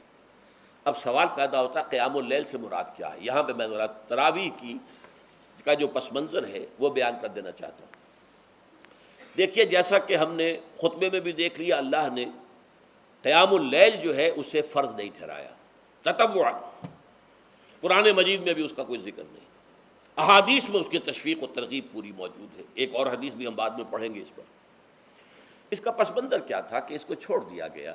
اب ظاہر بات ہے مسلمانوں میں کمزور بھی ہیں، مسلمانوں میں وہ مزدوری کرنے والے بھی ہیں، روزہ تو فرض ہے ان پر، چاہے مئی کا مہینہ ہے اور گندم کاٹنی ہے، روزہ تو پھر بھی رکھنا ہوگا، یہ سب کچھ ہے، لیکن یہ کہ رات کو پھر کھڑے رہنا ان کے لیے، جاگنا ممکن نہیں ہے، لہذا ان کے اوپر یہ چیز فرض نہیں۔ حضور نے تراویح کی نماز یا قیام اللیل نہ اسے فرض قرار دیا، نہ اس کے بعد جماعت کوئی اہتمام کیا مستقل، صرف 3 راتیں آپ نے جماعت کروائی ہے، اس میں 8 رکعتیں آپ نے پڑھی ہیں کہ جو آپ کا معمول تھا تہجد کا وہ پڑھی، اور تہجد کے وقت ہی جماعت کرائی ہے۔ یہ ہے وہ حدیث، اس کے علاوہ کسی نماز تراویح جو ہے جو ہم پڑھتے ہیں 20 رکعتیں عشاء کے ساتھ متصل، اس کا کوئی ذکر نہ دور نبوی میں ہے نہ دور صدیق اکبر میں ہے۔ یہ دور حضرت عمر کی خلافت میں ہوا ہے، اور ہم نہیں کہہ سکتے کتنے سال کے بعد ہوا ہے۔ حضرت عمر رضی اللہ تعالیٰ عنہ کی خلافت کا دور جو ہے وہ تو 10 برس ہے، ہو سکتا ہے 5 برس کے بعد ہوا ہو، 6 برس کے بعد ہوا ہو، 12 ہوا ہے ان کے عہد میں۔ حضرت عمر ایک مرتبہ مسجد میں داخل ہوئے، مسجد نبوی میں، تو دیکھا کہ کچھ لوگ 8 10 12 جو ہیں وہ ایک جو ہے حافظ کے پیچھے کھڑے ہوئے اور قرآن سن رہے ہیں۔ کچھ دوسرے کونے میں کھڑے ہیں، کچھ کہیں اور کھڑے ہیں، مختلف جماعتیں ہو رہی ہیں۔ تو انہوں نے سوچا کہ کیوں نہ ان سب کو ایک امام کے پیچھے جمع کر دیا جائے، اور اس کے لیے لوگوں کی سہولت کے لیے عشاء کے ساتھ متصل رکھ دیا جائے، اس لیے کہ تہجد کے وقت اٹھنا جو ہے وہ تو ہر کس و ناقص کا کام نہیں ہے، کہ عشاء کے بعد اگر تھوڑا سا اضافی وقت ہو صرف، تو یہ ہر شخص کر لے گا، مزدور بھی کر لے گا۔ لہذا آپ نے یہ نظام تجویز فرمایا کہ عشاء کے متصلاً بعد 20 رکعت نماز پڑھی جائے اور ایک امام کے پیچھے پڑھی جائے۔ یہ گویا کہ اجتہاد ہے حضرت عمر رضی اللہ تعالی عنہ کا، اس کو آپ نے خود بدعت بھی قرار دیا ہے، لیکن بدعت حسنہ۔ بدعت کس اعتبار سے؟ لغوی اعتبار سے، نئی بات، اس لیے کہ حضور کے زمانے میں نہیں تھی، تو یہ اس طریقے سے ایک نئی بات ہے۔ لیکن یہ بات چونکہ بہت اچھی ہے، بہت عمدہ ہے، آپ جب یہ نظام چل پڑا تو ایک دن مسجد میں آئے، دیکھا کہ بڑی بھری مسجد ہے، صحابہ کھڑے ہیں اور ایک امام کے پیچھے قرآن سن رہے ہیں۔ آپ نے فرمایا نعم البدعۃ ھذہ، یہ جو ہم نے نئی بات شروع کی ہے یہ بہت اچھی ہے، بہت عمدہ ہے۔ اب یہاں سے فرق واقع ہو گیا ہے۔ ایک تو اہل تشیع جو ہے وہ تو ویسے ہی حضرت عمر سے بہت دشمنی رکھتے ہیں، عناد رکھتے ہیں، تو حضرت عمر کے اجتہادات سے انہیں نفرت ہے، انہیں دوری ہے، چاہے وہ کوئی سا بھی حضرت عمر کا اجتہاد ہو۔ ہمارے ہاں اہل حدیث حضرات بھی در حقیقت حضرت عمر یا کسی اور خلیفہ راشد کے فعل کو وہ سمجھتے ہیں کہ یہ ایگزیکٹو آرڈرز ہیں، یہ ہمیشہ کے لیے نہیں ہے۔ حضرت عمر نے اپنے دور میں ایک نظام قائم کیا، ان کے دور کے لیے ٹھیک تھا، یہ ہمیشہ کے لیے نہیں۔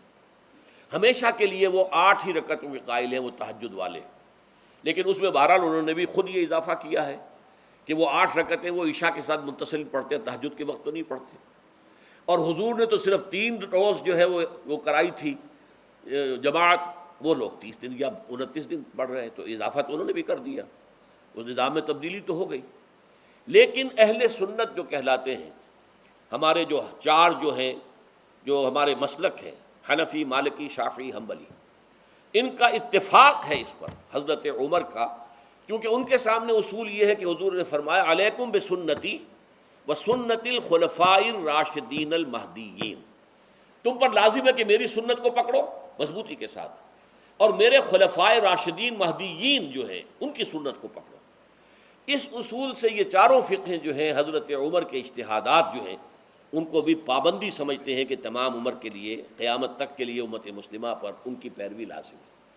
لہذا اس میں اجماع ہے، اور یہاں تک کہ یہ سب سے آخری جو اس میں مسلک پیدا ہوا ہے زمانی اعتبار سے، سب سے پہلے مسلک جو ہے حنفی پیدا ہوا ہے، پھر مالک کی پیدا ہوا ہے، پھر شافعی پیدا ہوا ہے، اور پھر حنبلی آخری ہے۔ اور امام احمد ابن حنبل بہت بڑے محدث بھی ہیں، مسند احمد ابن حنبل جو ہے وہ بہت بڑی کتاب ہے، بہت اہم کتاب ہے، جامع کتاب ہے۔ تو ان کے ہاں بھی 20 رکعتیں ہیں، چنانچہ حرمین شریفین میں، سعودی عرب میں، مکے اور مدینہ منورہ میں جو نماز تراویح ہوتی ہے اس کی 20 رکعتیں ہیں، لیکن اہل حدیث حضرات جو ہیں وہ اس 8 کے اوپر اکتفا کرتے ہیں۔ بہرحال یہ ایک اختلاف ہے جو میں نے اس کا پس منظر بیان کر دیا، لیکن اس 20 رکعت نماز سے ادا کرنے سے، جو کہ زیادہ سے زیادہ 50 منٹ یا 1 گھنٹہ لگتا ہے، اس سے وہ قیام اللیل کا حق ادا نہیں ہوتا۔ قیام اللیل کا تو کچھ اور ہی تقاضا ہے۔ قیام کسے کہتے ہیں؟ یہ سورہ مزمل سے واضح ہوتا ہے، یا ایھا المزمل قم اللیل الا قلیلا نصفہ او انقص منہ قلیلا او زد علیہ ورتل القرآن ترتیلا۔ آدھی رات یا آدھی رات سے کچھ کم، یعنی تہائی رات، یا آدھی رات سے کچھ زائد، 2/3 رات، یہ ہے قیام اللیل۔ چنانچہ سورہ مزمل ہی کی آخری آیت جو دوسرا رکوع مشتمل ہے جس پر، اس میں صاف کہہ دیا گیا ان ربک یعلم انک تقوم ادنی من ثلثی اللیل ونصفہ وثلثہ وطائفۃ من الذین معک۔ اے اللہ کے نبی، اللہ خوب واقف ہے کہ آپ بھی اور آپ کے ساتھ ایک جماعت بھی رات کو کھڑی رہتی ہے، 2/3 رات یا آدھی رات یا 1/3 رات۔ تو یہ سارا معاملہ جو ہے قیام اللیل کا، گویا کہ کم سے کم 1/3 رات پر اس کا اطلاق ہو سکے گا، یہ نہیں کہ 1 گھنٹے۔ اب اس کے ضمن میں دیکھیے حدیث پڑھیے، تیسری حدیث ہے ان عبداللہ ابن عمرو ابن العاص رضی اللہ تعالی عنہ۔ یہ وہی عبداللہ ابن عمرو ہے جن کی میں نے آپ کو حدیث پہلے سنائی ہے۔ یہ ساری رات کھڑے رہتے تھے، پوری رات، اور ہر روز روزہ رکھتے تھے، جس پر حضور نے منع کیا، لا تفعل، مت کرو ایسا۔ رضی اللہ عنہما، یہ خود بھی صحابی ہیں اور ان کے والد عمرو بن العاص بھی صحابی ہیں. ان رسول اللہ صلی اللہ علیہ وسلم قال کہ اللہ کے رسول صلی اللہ علیہ وسلم نے فرمایا الصیام والقرآن یشفعان للعبد، روزہ اور قرآن بندے کے حق میں شفاعت کریں گے. یقول الصیام، روزہ یہ عرض کرے گا اللہ کی جناب میں، اے رب پروردگار، انی منعتہ الطعام والشہوات بالنہار، میں نے تیرے اس بندے کو دن کے دوران کھانے پینے سے اور اپنی شہوت کا تقاضا پورا کرنے سے روکے رکھا، یہ میری وجہ سے روکا رہا، تو میری شفاعت اس کے حق میں قبول فرما. فشفعنی فیہ، میری شفاعت اس کے حق میں قبول فرما. ویقول القرآن، قرآن کیا کہے گا؟ منعتہ النوم باللیل، میں نے اسے رات کے وقت سونے سے، نیند سے روکے رکھا. فشفعنی فیہ، تو اس کے حق میں میری شفاعت قبول فرما. حضور فرماتے ہیں فیشفعان، ان دونوں کی شفاعت قبول کی جائے گی. یہ ہے قیام اللیل. یہ قیام اللیل صرف تراویح کی نماز سے جو پڑھ لی جاتی ہے، اور ہمارے ہاں تو یہ ہے، وہاں کم سے کم یہ تو تھا، صحابہ کرام کھڑے ہوتے تھے تو جو قاری پڑھ رہا ہوتا تھا وہ ان کے دل میں اترتا جاتا تھا، اس کا مضمون اور مفہوم جو ہے ان کو معلوم ہے، لہذا وہ اس کی زبان سے نکلا ہوا ہر لفظ ان کے قلب کی گہرائیوں تک اتر رہا ہے. یہاں تو یہ ہے پیرٹ لائک حافظ ہے، اسے خود پتہ نہیں میں کیا پڑھ رہا ہوں. اکثر حفاظ جو ہیں وہ عالم تو نہیں ہوتے، اور جو سن رہے ہیں انہیں کچھ پتہ نہیں ہم نے کیا سنا ہے. تو ٹھیک ہے، کم سے کم ثواب تو انہیں ملے گا کہ انہوں نے وقت نکالا ہے، 1 گھنٹہ ہی اضافی صحیح، لیکن بہرحال اس کا وقت تو انہوں نے نکالا ہے، محنت کی ہے، کھڑے رہے ہیں، ثواب ملے گا. لیکن جو مقصد ہے وہ حاصل نہیں ہوتا. اس مقصد کے حصول کے لیے اول تو قیام اللیل کی کم سے کم مدت 1/3. اگر کوئی شخص فرض کیجئے کہ اس کے ہاں کوئی اور انتظام نہیں ہے، جیسا کہ ہمارے ہاں ہم نے انتظام کیا ہے بڑے بڑے شہروں میں دورہ ترجمہ قرآن، اس میں ہمیں 5 گھنٹے لگ جاتے ہیں، نصف شب کے قریب تری جو ہے معاملہ ہو جاتا ہے. اس میں کیا ہوتا ہے کہ ہر 4 رکعت سے پہلے جو اس کے اندر پڑھا جانا ہے حصہ قرآن کا، اس کا پہلے ہم مطالعہ کرتے ہیں بیٹھ کر، ترجمہ اور کچھ موٹے موٹے نکات کی جو ہے وضاحت. پھر کھڑے ہو گئے اور قاری صاحب کے پیچھے 4 رکعتوں کے اندر وہ 4 رکوع یا جتنے بھی ہیں پڑھ لیے، سن لیے، پھر بیٹھ گئے 4 کے بعد پھر اگلی 4 رکعتوں کے اندر جو کچھ پڑھا جانے والا ہے اس کا ترجمہ، اس کی تفہیم ہو گئی، پھر کھڑے ہو گئے، پھر سن لیا. اس طریقے سے 5-6 گھنٹے میں تراویح ختم ہوئی. تو تراویح بھی ہو گئی، حضرت عمر کے اجتہاد پر عمل بھی ہو گیا، 20 تراویح ہو گئی. لیکن یہ ہے کہ اس کے ساتھ جو اصل غرض و غایت ہے قیام اللیل کی وہ بھی حاصل ہو گئی. یہ ہم نے 17 سال پہلے شروع کیا تھا یا 18 سال پہلے، اور وہ انشاءاللہ اللہ کے فضل و کرم سے اب چل رہا ہے. بڑے بڑے شہروں میں ہو رہا ہے، لاہور میں جن مقامات پر ہو رہا ہے وہ تازہ جو ندائے خلافت ہے اس کے اندر آپ اس کی فہرست دیکھ لیں. کراچی میں تو اس سے غالباً 3 گنا مقامات کے اوپر وہ کام ہو رہا ہے، اور دوسرے شہروں میں بھی ہو رہا ہے. تو اس سے در حقیقت وہ غرض و غایت، وہ حکمت جو ہے پوری ہوتی ہے کہ یہ دونوں چیزیں پیرلل ہیں.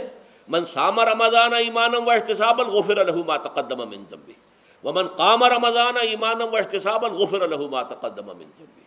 تو صیام اور قیام جو ہے ان دونوں کا حق ادا ہو جاتا ہے. تو یہ ہے شہر رمضان الذی انزل فیہ القرآن ھدی للناس وبینات من الھدی والفرقان فمن شہد منکم الشہر فلیصم ومن کان مریضا او علی سفر فعدۃ من ایام اخر یرید اللہ بکم اليسر ولا یرید بکم العسر ولتکملوا العدۃ ولتکبروا اللہ علی ما ھداکم ولعلکم تشکرون. اب جو آخری لفظ ہے لعلکم تشکرون، اب اس کی وضاحت سمجھیے. اور رمضان کے یہ 2 پروگرام جب پیرلل ہو جائیں گے، جب دونوں کی پابندی کی جائے گی، تو اس کا حاصل کیا ہے؟ اس بات کو سمجھنے کے لیے سب سے پہلے آپ اس کو سمجھیے کہ جسے ہم خود ہی کہہ رہے تھے، جسے ہم سیلف کہہ رہے تھے، اپنی انا کو مضبوط کرنا، سیلف کنٹرول، ایگو جو ہے وہ پوری طرح قابو یافتہ ہو اڈ اور لیبیڈو پر، اصل میں اسے مراد کیا ہے؟ اس پر میں نے تفصیل سے بحث کی ہے عظمت صوم نامی اپنے کتابچے میں. ویسے یہ ہے کہ وہ مشکل ہے، ذرا فلسفیانہ اس کا انداز ہے، لیکن یہ ہے کہ وہی باتیں آسان الفاظ میں جو دوسرا کتابچہ ہے عظمت صیام و قیام رمضان مبارک، وہ آسان ہے. اگرچہ یہ دونوں بہت ہی محدود تعداد میں ہمارے پاس ہیں، لیکن یہ کہ میں نے ذکر کر دیا، جو حضرات لینا چاہیں وہ لے لیں. لیکن یہ ہے کہ اس میں اصل پس منظر کیا ہے؟ دیکھیے ہمارا جو وجود ہے انسان کا یہ کمپوزٹ ہے، مرکب ہے. ہمارے دو وجود ہیں جو جوڑ دیے گئے ہیں. کیسے جوڑ دیے گئے ہم نہیں جانتے، لیکن ہے دو وجود. ایک وجود حیوانی ہے، میں نے عرض کیا تھا پہلے ہی، ہر انسان ایک حیوان بھی ہے مکمل، سارے حیوانی تقاضے ہمارے اندر بھی ہیں. لیکن حیوان اور انسان میں بنیادی فرق یہ ہے کہ انسان کا جو اصل وجود ہے وہ روحانی ہے. اس روحانی وجود کی وجہ سے انسان کا وہ مقام ہوا کہ تمام فرشتوں کو اس کو سجدہ کرنے کا حکم دیا گیا. فَإِذَا سَوَّيْتُهُ وَنَفَخْتُ فِيهِ مِن رُوحِي فَقَعُوا لَهُ سَاجِدِينَ. فرشتوں سے کہہ دیا گیا تھا کہ میں ایک بشر پیدا کرنے والا ہوں مٹی سے. جب میں اسے پیدا کر لوں اور اس کی ناک پلک سنوار دوں، دو پلک درست کر دوں، تو پھر اس کے سامنے اور اس میں اپنی روح میں سے پھونک دوں تو گر پڑنا اس کے سامنے سجدے. حیوان انسان اور انسان روحانی یہ دونوں مل کر اب آدم بنے ہیں. نمبر دو، اس حیوان انسان کا وجود زمین سے ہے، مٹی سے پیدا کی، مٹی سے، گارے سے، طین لازب سے، چپچکانے والے گارے سے، وہ جس میں کہ بدبو پیدا ہو جائے، یہ ساری باتیں کہی گئی ہیں. اور سائنس بھی کہتی ہے مٹی سے پیدا ہوئے. اب کیسے پیدا ہوئے اس میں اختلاف ہے، لیکن یہ کہ ہے مٹی ہماری اوریجن، قرآن بھی کہتا ہے اور سائنس بھی کہتی ہے. اور ہمارے وجود کو جب وہ تھک جائے، مزمحل ہو جائے، اس کی انرجی کم ہو جائے، تو اس کے لیے جو غذا ہے، جو تقویت ہے، وہ بھی ساری زمین سے آ رہی ہے. آپ نے پھل کھائے، آپ نے گندم کھائی، آپ نے چاول کہاں سے آ رہے ہیں؟ اچھا بکری کا گوشت کھایا تو بکری کا گوشت کس چیز سے بنا ہے؟ اس نے گھاس کھائی ہے، اس نے پتے کھائے ہیں، وہیں سے تو بنا ہے نا. الٹیمیٹ سورس آپ کے وجود حیوانی کے لیے جو آ رہی ہے وہ زمین ہے. وجود روحانی کو بھی تقویت کی ضرورت ہے، وہ بھی مزمحل ہوتی ہے، کمزور ہو جاتی ہے. خاص طور پر جب کہ وجود حیوانی کا اس پر غلبہ ہو جائے تب تو یوں سمجھیے کہ وہ بالکل بے ہوش ہو کر موت کے قریب پہنچ جاتی ہے. اس کی تقویت، اس کی غذا وہیں سے آئی ہے جہاں سے روح آئی ہے. وہ کلام ربانی ہے، روح ربانی. نفخت فیہ من روحی من روحی من روحی، میں پھونک دوں اس میں اپنی روح میں سے. روح کا تعلق ذات باری تعالیٰ کے ساتھ ہے. اسی طرح کلام ربانی کہاں سے آیا ہے؟ اللہ تعالیٰ کے پاس سے آیا ہے. یہ اس کی تقویت کا ذریعہ ہے. اب عام حالات میں کیا ہوتا ہے؟ ہمارا یہ وجود حیوانی چھایا ہوا ہے ہمارے وجود کے اوپر، بیچاری روح جو ہے دبی رہتی ہے، پسی رہتی ہے. اگر خدا نے خواستہ ہم گناہ گار بھی ہیں، گناہ پر گناہ کا ارتکاب کر رہے ہیں، تو وہ روح جو ہے وہ قلب کے آئینے شیشے کے اندر ہے. فیہا مصباح المصباح فی زجاجہ الزجاجہ تو کانہا کوکب دری. قلب جو ہے ایک شیشے کے مانند ہے جس کے اندر روح کا چراغ جل رہا ہے. اب اگر یہ اوپر جو شیشہ ہے اس پر دھواں آ گیا، لالٹین کی چمنی پر دھواں آ گیا، تو اب روشنی باہر تو نہیں آئے گی. اگر انسان گناہ کرتا ہے تو قلب پر رین زنگ آ جاتا ہے، یا حضور نے فرمایا ایک داغ لگ جاتا ہے. اور گناہ کرتا ہے اور داغ لگتا ہے، اور گناہ کرتا ہے اور داغ، یہاں تک کہ بالآخر پورا قلب سیاہ ہو جاتا ہے. اب وہ روح اندر بند ہو گئی، وہ دفن ہو گئی. اس کے لیے اب ضروری ہے کہ اب ایک پروگرام ایسا دیا جائے جو ریورس ہو جائے. دن میں روزہ رکھواؤ تاکہ وہ جو اینیمل انسٹنکٹس ہے وہ دبے. تو جب یہ وزن جو ہے اس کے اوپر کم ہوگا تو کچھ سائی آف ریلیف اسے ملے گی. جیسے بے ہوش آدمی پڑا ہے، اسے کوئی ہلکا سا ہوش آ رہا ہے، آپ نے پانی کے کچھ چھینٹے دیے، اس کے بعد آپ نے رات کو کھڑے ہو کر قرآن کے انوار کو اتارا. بارش برس رہی ہے روح انسانی کے اوپر، قلب روحانی، قلب انسانی کے اوپر، جس میں کہ وہ روح جو ہے وہ دفن ہے. وہ زندہ ہوگی اثر نو، ہوش میں آئے گی. اور ہوش میں آئے گی تو دو کام ہوں گے. ایک تو اسے قرآن کی عظمت کا احساس ہوگا، یہ قرآن میری حیات تازہ کا ذریعہ بنا ہے. میں دب گئی تھی، میں پس گئی تھی، میں بے ہوش تھی، میں نیم مردہ تھی. اس قرآن کی بارش نے، یہ ترشح جو ہوا ہے مجھ پر، اس نے مجھے حیات تازہ عطا فرمائی. یہ جو قدر کا احساس ہوگا قرآن کا، لعلکم تشکرون، تاکہ تم قرآن کی عظمت سے واقف ہو جاؤ۔ ایک انسان بھوک کی وجہ سے اس کا شوگر لیول اتنا گر گیا کہ بے ہوش پڑا ہوا، اب ظاہر بات ہے کہ آپ اسے کچھ پانی کے چھینٹے دیں گے تو کچھ ہوش میں آئے گا، پھر غذا دیں گے تو اب وہ پوری توانائی پر آئے گا، تو معلوم ہوگا اسے اس غذا کی کیا قدر و قیمت ہے۔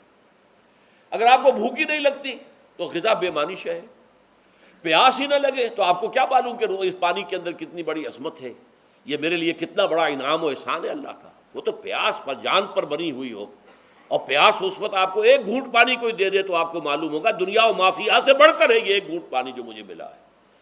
اسی طرح جب روح دبی ہوئی تھی حیوانی وجود کے بوجھ تلے، جبکہ وہ نیم خوابیدہ یا نیم بے ہوش یا بالکل بے ہوش تھی، وہ دن میں تو روزہ رکھ کر اس پر سے حیوانی وجود کا وزن کم کیا گیا، اسے ایک ریلیف ملی۔ رات کو قرآن مجید کے انوار و برکات اس میں جذب کیے گئے تو اس کو پوری توانائی حاصل ہوئی۔ اس پوری توانائی کا پہلا نتیجہ تشکر، قرآن کا شکر۔ الحمدللہ الذی انزل علی عبدہ الکتاب ولم یجعل لہ عوجا، پھر وہ قلب کی گہرائیوں سے نکلے گا۔ سارا شکر اس اللہ کے لیے جس نے اپنے بندے پر صلی اللہ علیہ وسلم کتاب نازل کی اور اس میں کوئی کجی نہیں رکھی، کسی طرح کی ایش پیچ نہیں۔ یا تبارک الذی نزل الفرقان علی عبدہ لیکون للعالمین نصیرا، بڑی بابرکت ہے وہ ذات جس نے اپنے بندے پر فرقان نازل فرمایا تاکہ وہ تمام جہان والوں کے لیے نذیر اور خبردار کرنے والا بن جائے۔ یہ قرآن کی عظمت کا احساس، اور ظاہر بات ہے جس قدر کسی نعمت کی قدر و قیمت کا احساس ہوگا اسی قدر تو آپ شکر ادا کریں گے۔ اگر آپ نے کسی بچے کے ہاتھ پر ہیرا رکھ دیا، اسے کیا پتا یہ ہیرا کس بلا کا نام ہوتا ہے، وہ سمجھے گا کانچ کا ٹکڑا ہے۔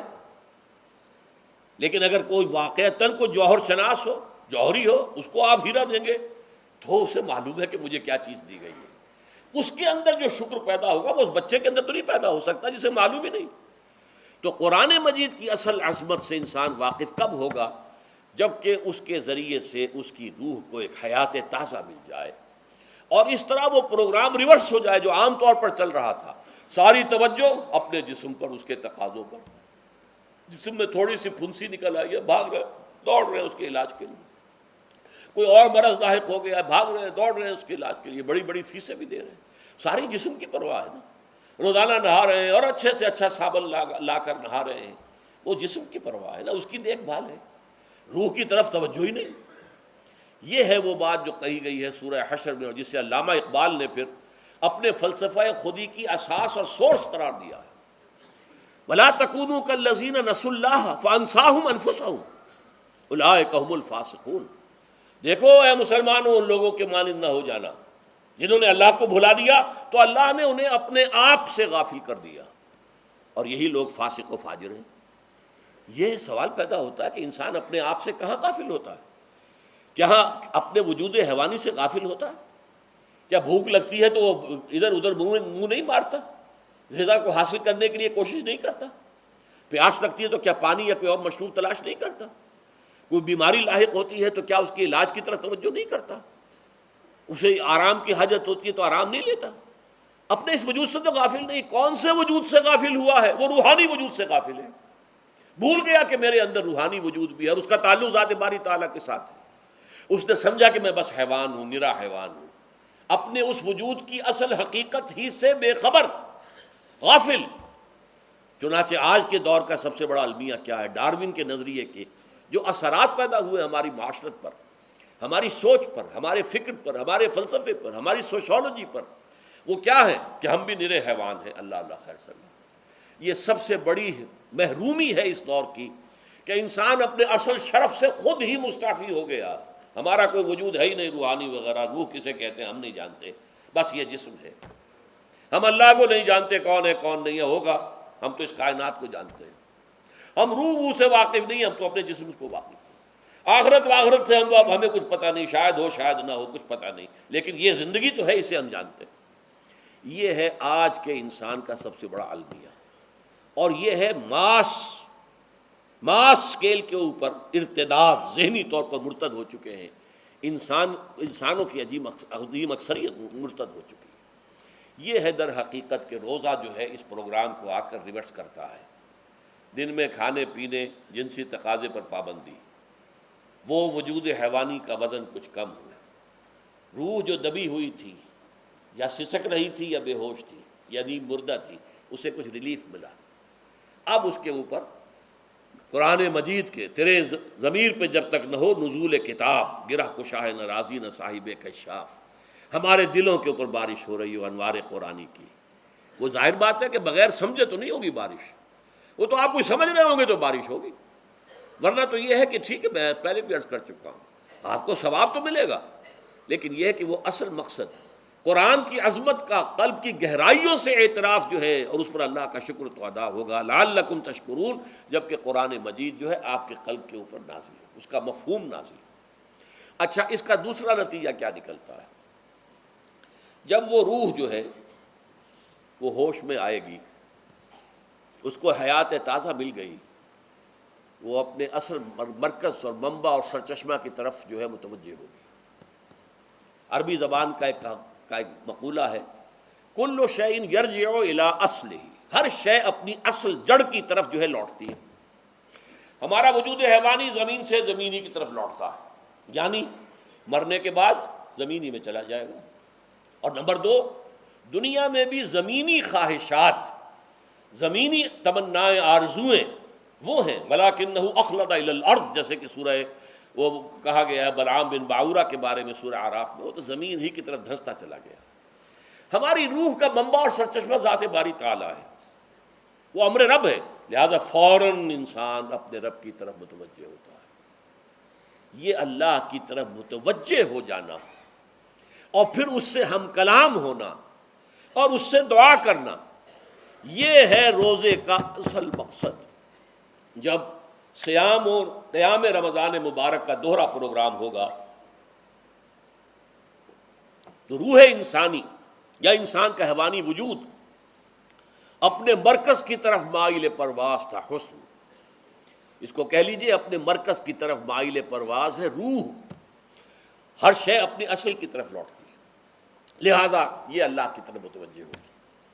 یہ اللہ تعالیٰ کی طرف متوجہ ہونے کا معاملہ دنیا میں رہا ہے کہ لوگ کہیں جنگلوں میں جا کر تپسیائیں کر کے، غاروں میں بیٹھ کے، بڑی بڑی ریاضتیں کر کے کیا چاہتے تھے؟ مجھ کو ہے تیری جستجو، مجھ کو تیری تلاش ہے، خالق میرے کہاں ہے تو، مجھ کو تیری تلاش ہے۔ میں نے یہ نظم جو ہے تقریباً 6 سال جو ہے ہر روز صبح، ہمارا جو ہائی اسکول تھا اس میں جو صبح پریئر ہوتی تھی، لوگ سب جمع ہوتے تھے، پورا اسکول جو ہے اس کے ہمارے طلباء، تو یہ نظم جو ہے پڑھی جاتی تھی، مجھ کو ہے تیری جستجو، مجھ کو تیری تلاش ہے، خالق میرے کہاں ہے تو، مجھ کو تیری تلاش ہے۔ روح انسانی چاہتی ہے اللہ کا تقرب، اللہ کے قریب ہونا، اللہ سے رشتہ استوار کرنا۔ یہ وجود حیوانی حائل ہے اس کے راستے میں، یہ حیات دنیاوی اس کے لیے پنجرہ بن گئی ہے، اس روح کے لیے یہ ایک در حقیقت ایک قید خانہ ہے، جیسے کہ حضور نے فرمایا کہ الدنیا سجن المومن وجنت الکافر، مومن کے حق میں یہ دنیا قید خانہ ہے، اس کی روح جو ہے یہاں آ کر اس جسد حیوانی کے اندر جو ہے وہ دفن ہو گئی ہے، قید خانہ ہے، اس پنجرے میں بند ہو گئی ہے۔ تو لیکن وہ کافر کے لیے یہی باغ و بہار ہے، یہیں پر عیش کرنے ہیں، یہیں پر مزے لوٹنے ہیں۔ تو اس سے در حقیقت ریلیف ملتا ہے، تو انسان متوجہ ہوتا ہے اللہ کی طرف اور دعا کرتا ہے، اللہ سے ہم کلام ہوتا ہے۔ یہ ہے در حقیقت روزے اور رمضان کا جو دوسرا نتیجہ نکلتا ہے اور بلند ترین نتیجہ ہے، اس کا ذکر ہے آیت نمبر 4 میں، اور یہ کہ بہت سے لوگ ایسے ہیں جو قرآن مجید میں نظم کے بہت قائل ہیں، لیکن میں حیران ہوں کہ اس نظم کے اندر اس کے ربط اور رشتے کو وہ تلاش کرنے سے قاصر رہے۔ وَإِذَا سَأَلَكَ عِبَادِي عَنِّي فَإِنِّي قَرِيبٌ، جب روح بیدار ہو جائے گی، اسے حیات تازہ ملے گی، تو اے نبی میرے بندے جب آپ سے پوچھیں میرے بارے میں، وہ میرا تقرب چاہتے ہیں، میرا قرب چاہتے ہیں، وہ چاہتے ہیں مجھ سے ہم کلام ہونا، وہ چاہتے ہیں کہ مجھے ان کے ساتھ، ان کو میرے ساتھ ایک نسبت مل جائے۔ وَإِذَا سَأَلَكَ عِبَادِي عَنِّي فَإِنِّي قَرِيبٌ، انہیں بتا دیجیے میں قریب ہی ہوں، میں دور نہیں ہوں۔ اور آیا ہے سورہ قاف میں نحن اقرب الیہ من حبل الورید، جو شہ رگ ہے انسان کی، اس سے بھی زیادہ قریب ہوں میں اس سے. نوٹ کیجئے کیسے، اس کی روح کا تعلق میری ذات کے ساتھ ہے براہ راست. اس کی مثال بھی میں دے چکا ہوں کئی اپنی کتابوں کے اندر. عظمت صوم نامی کتاب جب پڑھیں گے، جو حضرات بھی سمجھ سکے پوری طرح اس کو، اس کے اندر یہ بات بیان ہوئی. اور اسی لیے دیکھیے حدیث آخری پڑھ لیجئے کہ حضور نے قرار دیا ہے کہ روزہ جو ہے تمام عبادات کے اندر ایک بالکل منفرد شان کا حامل ہے. وعن ابی ہریرہ رضی اللہ تعالی عنہ، اور یہ متفق علیہ روایت ہے، بخاری اور مسلم دونوں کی. قال رسول اللہ صلی اللہ علیہ وسلم، قال اللہ عز وجل، اسے حدیث قدسی کہتے ہیں. حضور نے فرمایا کہ اللہ فرماتا ہے. تو یہ حدیث بھی ہو گئی کہ حضور نے ہمیں بتائی، اور حدیث قدسی ہو گئی کہ اللہ کا قول ہے جو حضور نقل کر رہے ہیں.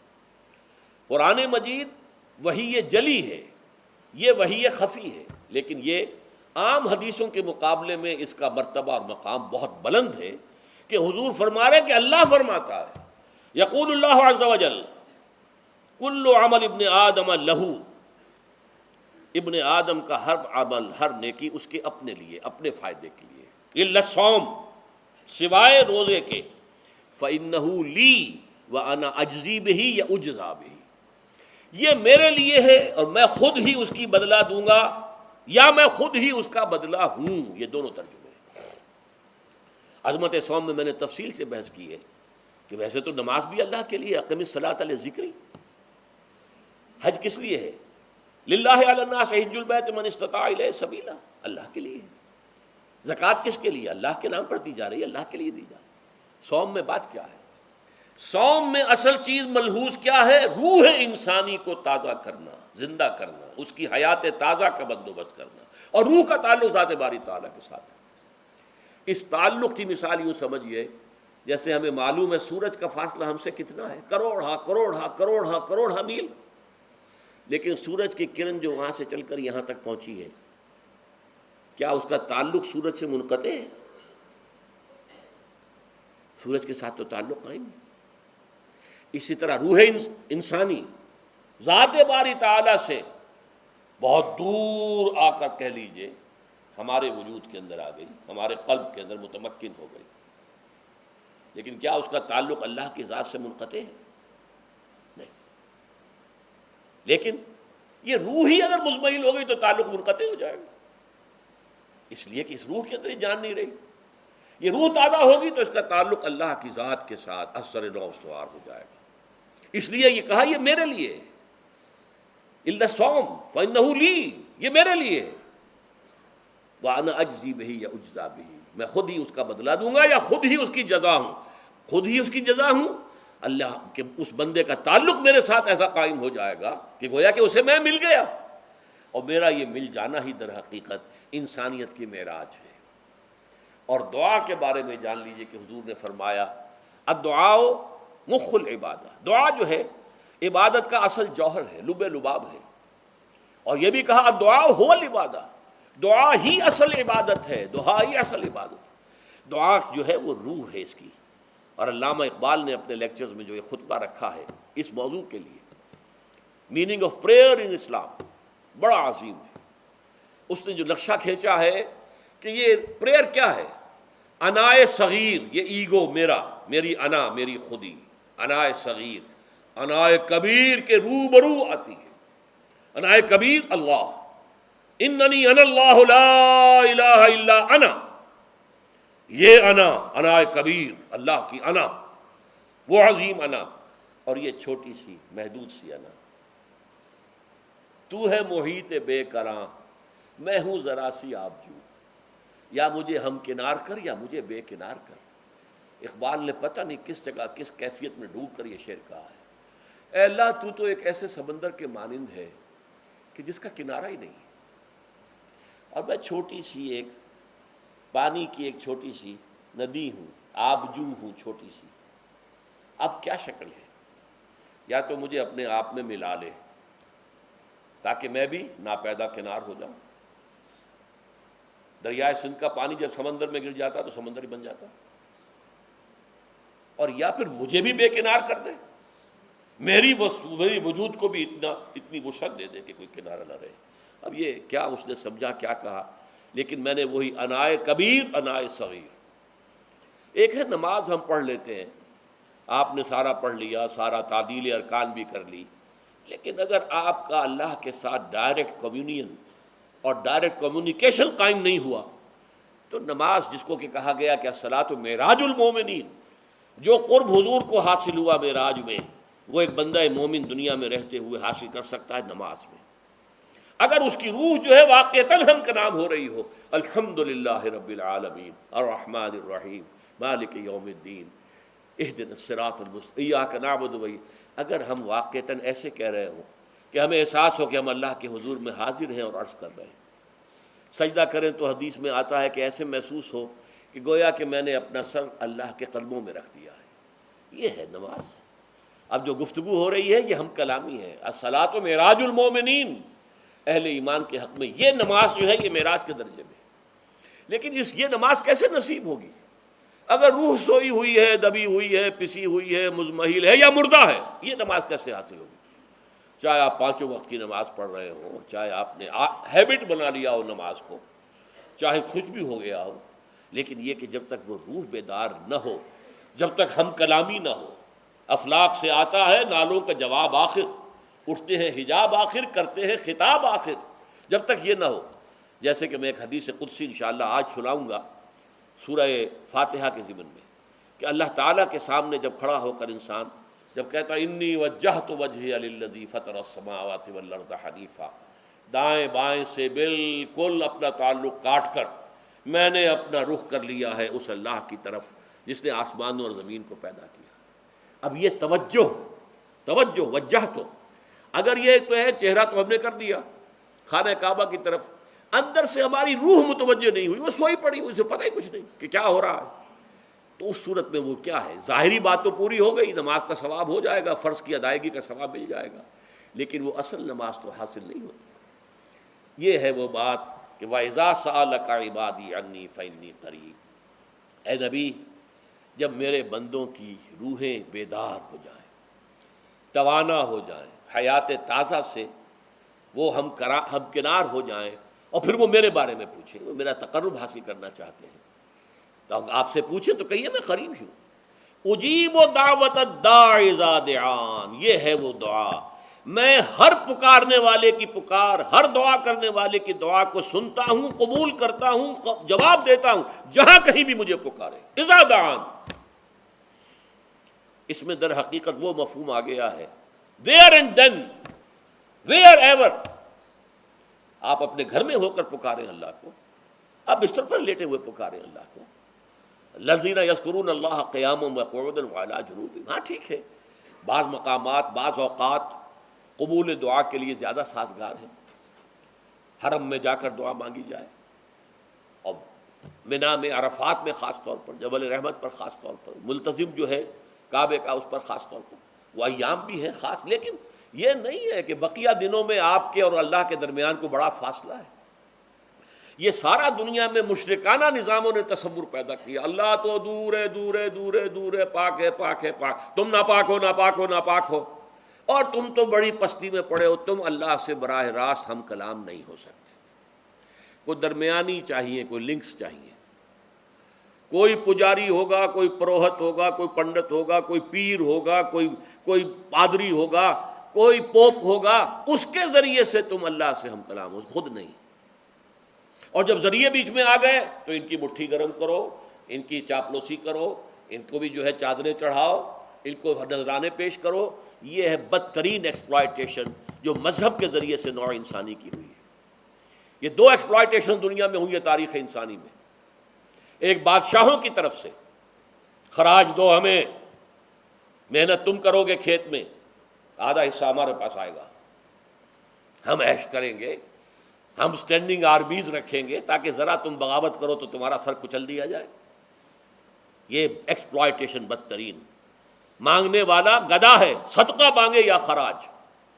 دوسری طرف ہم بادشاہ ہیں، ہم چندر بنسی سورج بنسی خاندان ہیں، ہم راجپوت ہیں، حکومت کرنا ہمارا حق ہے. اور یہ پنڈت پروہت جو ہے وہ بھی کہیں گے کہ ٹھیک ہے، نصف لی و نصف لک وہذا قوم جاہلون، یہ عوام جو ہے ان کا خون چوسو، ہمیں یہ نذرانے پیش کریں، بتوں کو آ کے چڑھاوے چڑھائیں اور تمہیں خراج دیں اور ٹیکس دیں. They are to be exploited. Exploit ہو رہا. اسلام نے آ کر دونوں کا خاتمہ کیا. کوئی ملوکیت نہیں. زکوٰۃ ہے تو غربا کے لیے، بادشاہ کے لیے نہیں ہے. یہ تو غربا کے لیے، لہذا کوئی ٹیکس نہیں. نمبر 2، اللہ سے ہم کلام ہونے کے لیے کسی دربان، کسی جو ہے پہرے دار کی مٹھی گرم کرنے کی ضرورت نہیں. جب چاہو ہم کلام ہو جاؤ. دل کے آئینے میں ہے تصویر یار، جب ذرا گردن جھکائی دیکھ لی. یہ تو تم ہماری طرف متوجہ نہیں ہوتے. ہم تو ہر وقت کہتے ہیں، ہر شب کو آخری لمحات جو ہیں، آخری جو گھنٹے ہیں رات کے، سمائے دنیا تک ہم نزول فرما لیتے ہیں تمہارے لیے. اور پکارنے والا پکارتا ہے، حل من مستغفر فاغفر اللہ. ہے کوئی استغفار کرنے والا کہ میں اسے بخش دوں؟ حل من سائل فاعطیہ. ہے کوئی مانگنے والا کہ میں اسے عطا کروں؟ تم ہی سوئے رہتے ہو، انٹا غفیل رہتے ہو، تمہیں ہماری طرف توجہ نہیں ہے. اگر ہماری طرف متوجہ ہو جاؤ تو جیسے کہ اقبال نے کہا کہ میرے لیے یہ دربان جو ہے، پیران کلیسا کو کلیسا سے اٹھا دو. کیوں خالق و مخلوق میں حائل رہے پردے. اور یہ میں نے کئی مرتبہ بیان کیا ہے. ہمارے ہاں وہ پی جو جماعت بنی تھی ایک، اب اس میں 2 پییں اور ایڈ ہو گئی ہیں. پی پھر وہ پیٹریٹ، اور اس سے آگے اپنی پہلے پارلیمنٹیرین کی پی آ گئی اور پھر پیٹریٹ کی آ گئی. 5 پیز ہو گئی. اسی طرح گنتی ہے ہندوستان میں پنڈت، پروہت اور پجاری. 3 پے تو یہاں تھی. پیر، ایران کا پیر، اور پوپ اور پادری، یہ سب پے سے شروع ہوتے ہیں الفاظ. اور یہ سب در حقیقت جو ہے شروع ہونے والے الفاظ، یہ در حقیقت انسانوں کی بدترین ایکسپلائٹیشن کا ذریعہ ہے. وَإِذَا سَأَلَكَ عِبَادِي عَنِّي فَإِنِّي قَرِيبٌ أُجِيبُ دَعْوَةَ الدَّاعِ إِذَا دَعَانِ فَلْيَسْتَجِيبُوا لِي. ہاں ایک تقاضا ہے، لیکن اس سے پہلے یہ بات سمجھ لیجئے، میں اس آیت کو میگنا کارٹا جسے کہا جاتا ہے حقوق انسانی کا سب سے بڑا چارٹر، میں اس سے کہیں بڑا چارٹر قرار دیتا ہوں. کہ اللہ کہتا ہے مجھ سے ہم کلام ہونے کے لیے کسی واسطے کی، کسی وسیلے کی کوئی حاجت نہیں. جب چاہو مجھ سے ہم کلام ہو جائے. ہاں ایک شرط ہے، فَلْيَسْتَجِيبُوا لِي. چاہیے کہ وہ میری بات بھی قبول کریں، میرے احکام کو تسلیم کریں، میرے فرامین کان سے کھول کر سنیں، ان پر دل سے عمل کریں. فَلْيَسْتَجِيبُوا لِي. یہ ون وے ٹریفک نہیں ہوگا کہ ہم تمہاری دعائیں قبول کریں اور تم ہماری باتوں سے پہلو تو ہی کرو، سنی انسنی کر دو. یہ نہیں ہوگا. یہ ایک 2 وے تعلق ہے، جسے آج کل کہا جاتا ہے بائی لیٹرل تعلق ہے. بائی لیٹرل تعلق ہے اللہ اور بندے کے درمیان. بندہ توبہ کرتا ہے معاصی سے، اللہ تعالیٰ بھی، اس کے لیے بھی لفظ تواب ہے، وہ بھی اپنی رحمت کے ساتھ دوبارہ متوجہ ہو جاتا ہے. تم اللہ کو یاد کرو، فاذکرونی اذکرکم، مجھے یاد رکھو میں تمہیں یاد رکھوں گا. ان تنصروا اللہ ینصرکم، اگر تم اللہ کی مدد کرو گے اللہ تمہاری مدد کرے گا. یہ ہے 2 طرفہ معاملہ. اسی طریقے سے تم چاہتے ہو کہ میں تمہاری دعائیں قبول کروں، اجیب دعوت الداعی اذا دعان، میں ہر پکارنے والے کی پکار کو سنتا ہوں جب اور جہاں، ویئر اینڈ وین وہ مجھے پکارے. لیکن لازم ہے فلیستجیبوا لی، وہ بھی میرا کہنا مانے، میرے فرامین کو کھلے کانوں سنے اور تہہ دل سے اس پر عمل کرے.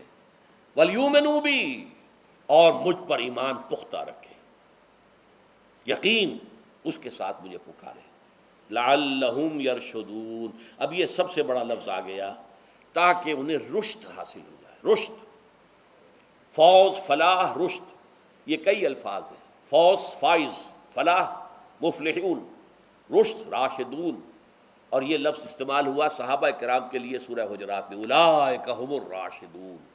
تو گویا کہ یہ بلند ترین منزل ہے انسان کے لیے اگر اس کا یہ تعلق اللہ کے ساتھ قائم ہو جائے، دعا کا ہم کلام ہونے کا رشتہ اس کو قبول مل جائے. اب آخری بات نوٹ کیجئے، آخری آیت جو ہے اس رکوع کی، بظاہر اس کا تعلق نہ روزے سے نہ رمضان سے، اکل حلال، اکل حرام سے روکا گیا ہے. وَلَا تَأْكُلُوا أَمْوَالَكُمْ بَيْنَكُمْ بِالْبَاطِلِ، اور دیکھو اپنے مال آپس میں باطل طریقوں سے مت کھاؤ. وَتُدْلُوا بِهَا إِلَى الْحُكَّامِ، اور نہ ہی اپنے مالوں کے ذریعے سے حکام تک پہنچو، لِتَأْكُلُوا فَرِيقًا مِّنْ أَمْوَالِ النَّاسِ بِالْإِثْمِ، کہ تم لوگوں میں سے کسی کا مال گناہ کے ساتھ ناجائز طور سے ہڑپ کر جاؤ، رشوت دے کر، اور اپنے حق میں کوئی غلط فیصلہ کروا لو، وَأَنْتُمْ تَعْلَمُونَ، جانتے بوجھتے یہ کام نہ کرو۔ بظاہر تو نہ روزے سے تعلق ہے نہ رمضان سے، پھر اس رکوع میں کیسے آ گئے؟ بڑا گہرا تعلق ہے، اول و آخر کا تعلق ہے۔ پہلی آیت میں مجرد رمضان روزے کی جو فضیلت بیان کی گئی تھی یا حکمت، آیت کیا تھی؟ تقویٰ۔ یہ تقویٰ کا معیار ہے۔ تقویٰ جو ہے ظواہر کی بنیاد پر نہیں ہے، اگرچہ ظاہر بات ہے کہ ظواہر بھی دین کا حصہ ہے۔ حضور کی وضع قطع اختیار کرنا یقیناً ایک نیکی کا کام ہے، ہر چیز میں حضور کے نقش قدم پر چلنا، لیکن یہ ظواہر پر نہیں ہے طبقہ۔ تقویٰ دل میں ہو، التقویٰ ہا ہونا، التقویٰ ہا ہونا، التقویٰ ہا، 3 مرتبہ حضور نے اپنے سینہ مبارک اور قلب مبارک کی طرف اشارہ کر کے فرمایا تقویٰ یہاں ہوتا ہے، تقویٰ یہاں، جب یہاں ہوگا تو پورے وجود میں سرایت کر جائے گا۔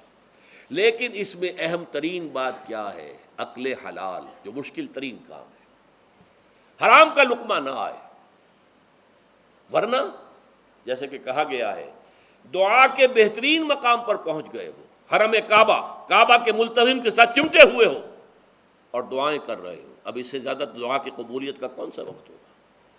یا آپ کھڑے ہو گئے جبل رحمت کے اوپر سب سے اونچے مقام پر جا کر، اور آپ نے 2 گھنٹے سے ہاتھ اٹھائے ہوئے ہیں، اللہ اے اللہ یا رب یا رب، لیکن حضور نے فرمایا کہ ایسے بہت سے لوگ ہیں، رجل یطیل السفر اشخص اغبرا، ایک شخص ہے سفر کی وجہ سے بہت لمبا سفر کر کے دربادہ تھکا بادا ہے، اور اس کا وہ احرام جو ہے وہ بھی میلا کچیلا ہو چکا ہے۔ ظاہر بات ہے آج کی بات نہیں ہو رہی ہے، جبکہ آپ 4 گھنٹے میں تو پہنچ گئے جدہ، اور پھر 2 گھنٹے میں مکہ پہنچ گئے، اور جا کر 2 گھنٹے میں آپ نے جو ہے عمرہ کیا اور بات چھٹی، احرام کھل گیا۔ تو اس میں کہاں وہ احرام میلا ہوگا، اور کہاں آپ کا بیل کچیل ہوگا، اور کہاں آپ کے جسموں سے جو ہے پسینوں کی بو آئے گی؟ نہیں۔ لیکن جو یہ سب کرتے تھے اور پھر کعبے سے ملتزم سے چمٹ کر دعا کرتے تھے، یا رب یا رب، یمد یدیہ الی السماء، وہ ہاتھ اٹھاتا ہے آسمان کی طرف، یا رب یا رب، وَأَنَّا يُسْتَجَابُ لِذَلِكَ، اور اس شخص کی دعا کیسے قبول ہو؟ وَمَطْعَمُهُ حَرَامٌ، اس کے پیٹ میں جو غذا پڑی ہوئی ہے وہ حرام سے ہے، مَلْبَسُهُ حَرَامٌ، اس کا لباس جو اس نے پہنا ہوا ہے چاہے وہ احرام ہی ہے وہ حرام کے پیسے سے کمایا گیا تھا، وَغُذِيَ بِالْحَرَام، اور اس کا پورا جسم جو ہے جس غذا سے یہ تن و توش تیار ہوا ہے وہ حرام کی غذا۔ ایسے آدمی کی دعا وہاں پہنچ کر بھی قبول نہیں ہوتی۔